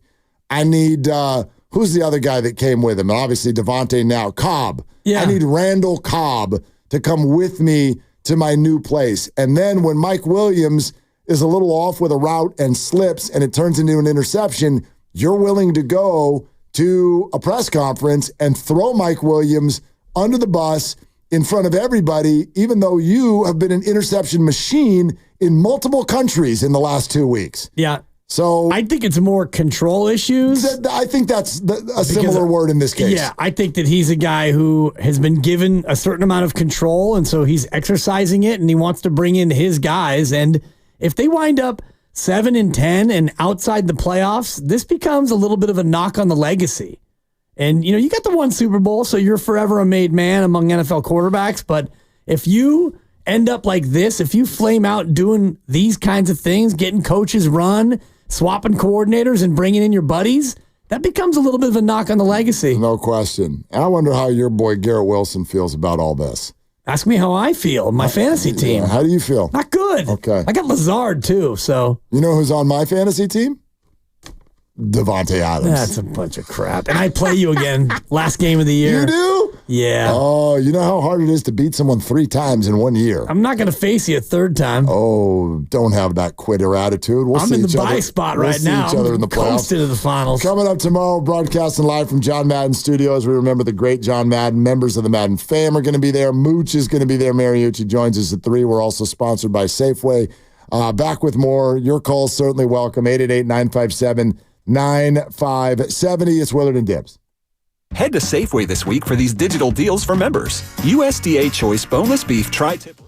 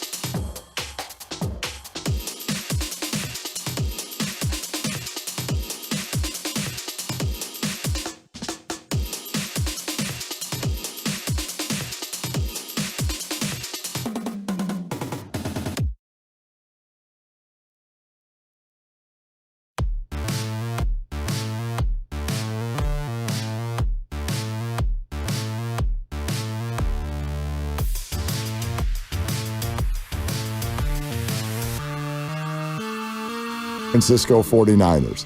But the Steelers want a wide receiver, and wide receivers are now for sale. There's a sale on wide receivers. If you have been at work all day, Davante Adams is a Jet and Amari Cooper is a Bill. And so Pony has done it again. The other report that we mentioned is with the acquisition of Davante Adams and the subsequent throwing of a different receiver under the bus, that would be Mike Williams of the New York Jets.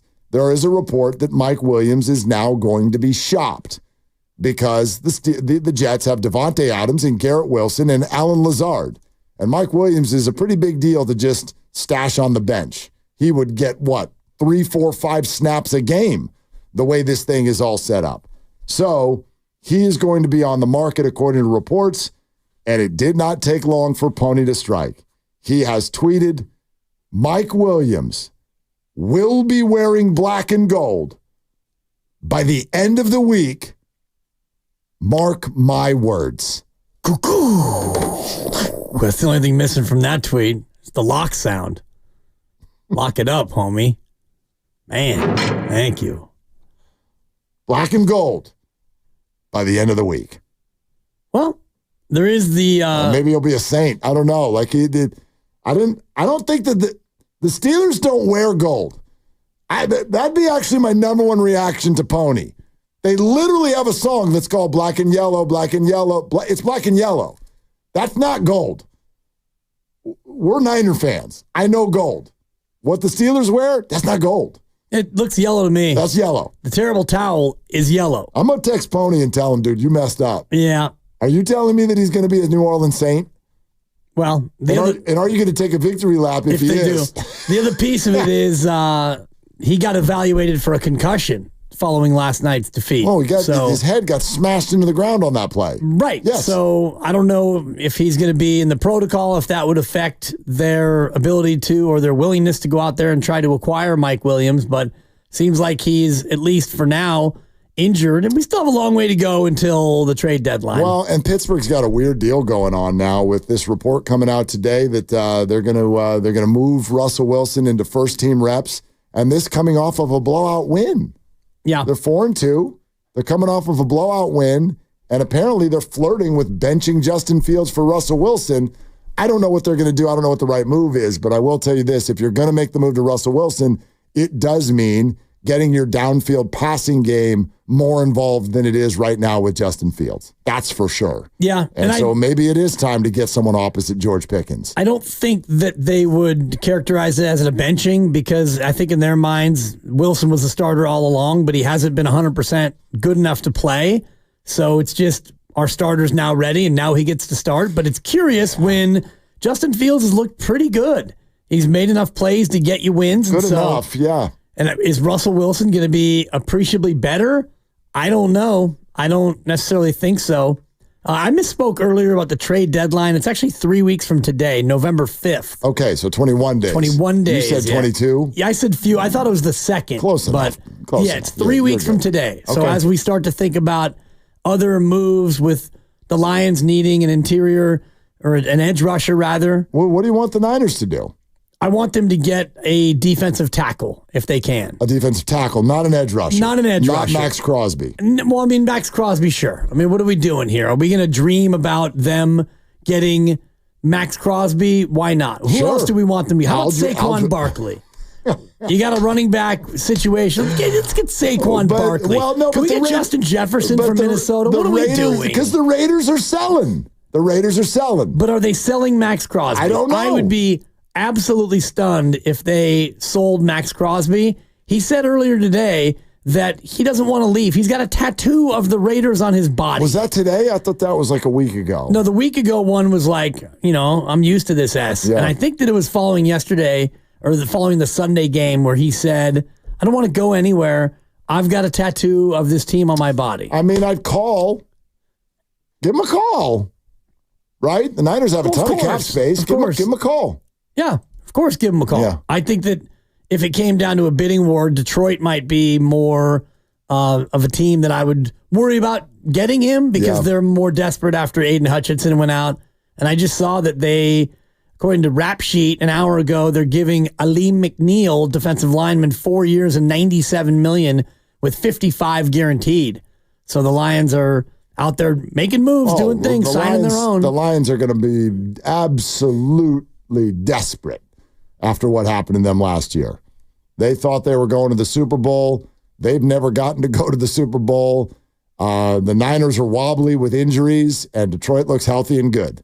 And they're going to play Minnesota this week. And if they win that football game, you're going to start hearing people talk about the Detroit Lions moving up the board as far as favorites to get this thing done. So they are not, and with them losing their best defensive player, yes, I would expect them to be uber aggressive as far as trying to replace him. And I wonder how aggressive the Niners will be, and this is something we can talk about as we get closer, but Hassan Reddick is a name that I'm still really curious about because he is a Jet in theory, although he doesn't want to play for the Jets. He hasn't played, he hasn't shown up.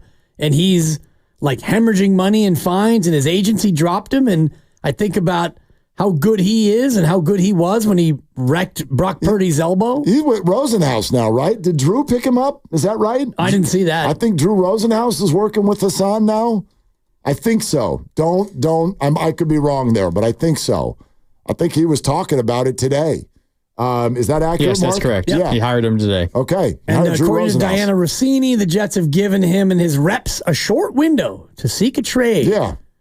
And Drew Rosenhaus has been reaching out to teams over the last 12 hours to gauge interest. But his goal is to stay with the Jets and find a short-term deal. Right. So all's on the table. Because he wants to play with Devontae Adams. That's what I'm getting. I don't know. All right, man. Grandy, what are you doing here in a couple of minutes? What's happening?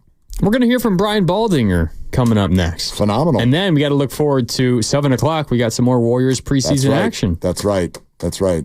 And no pods. So it should be all Moody tonight. All Moody. All the time. All the minutes.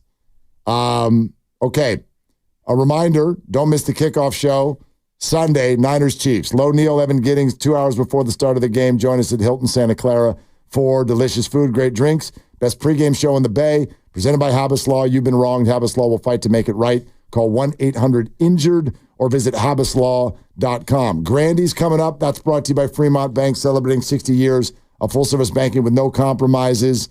And we're going to be at the Madden compound tomorrow. It's a field trip, and I can't wait. I mean, I would ask you if you want to do it again tomorrow. Seems like a terrible question. I'm wearing pants tomorrow. Whoa. Yeah, it's a big day. Whoa. Win the big days in pants. For Dibs, for Grandy, for Lucas, I'm Mark. Shoot your shot. That's all you got. Xfinity here. How can we help?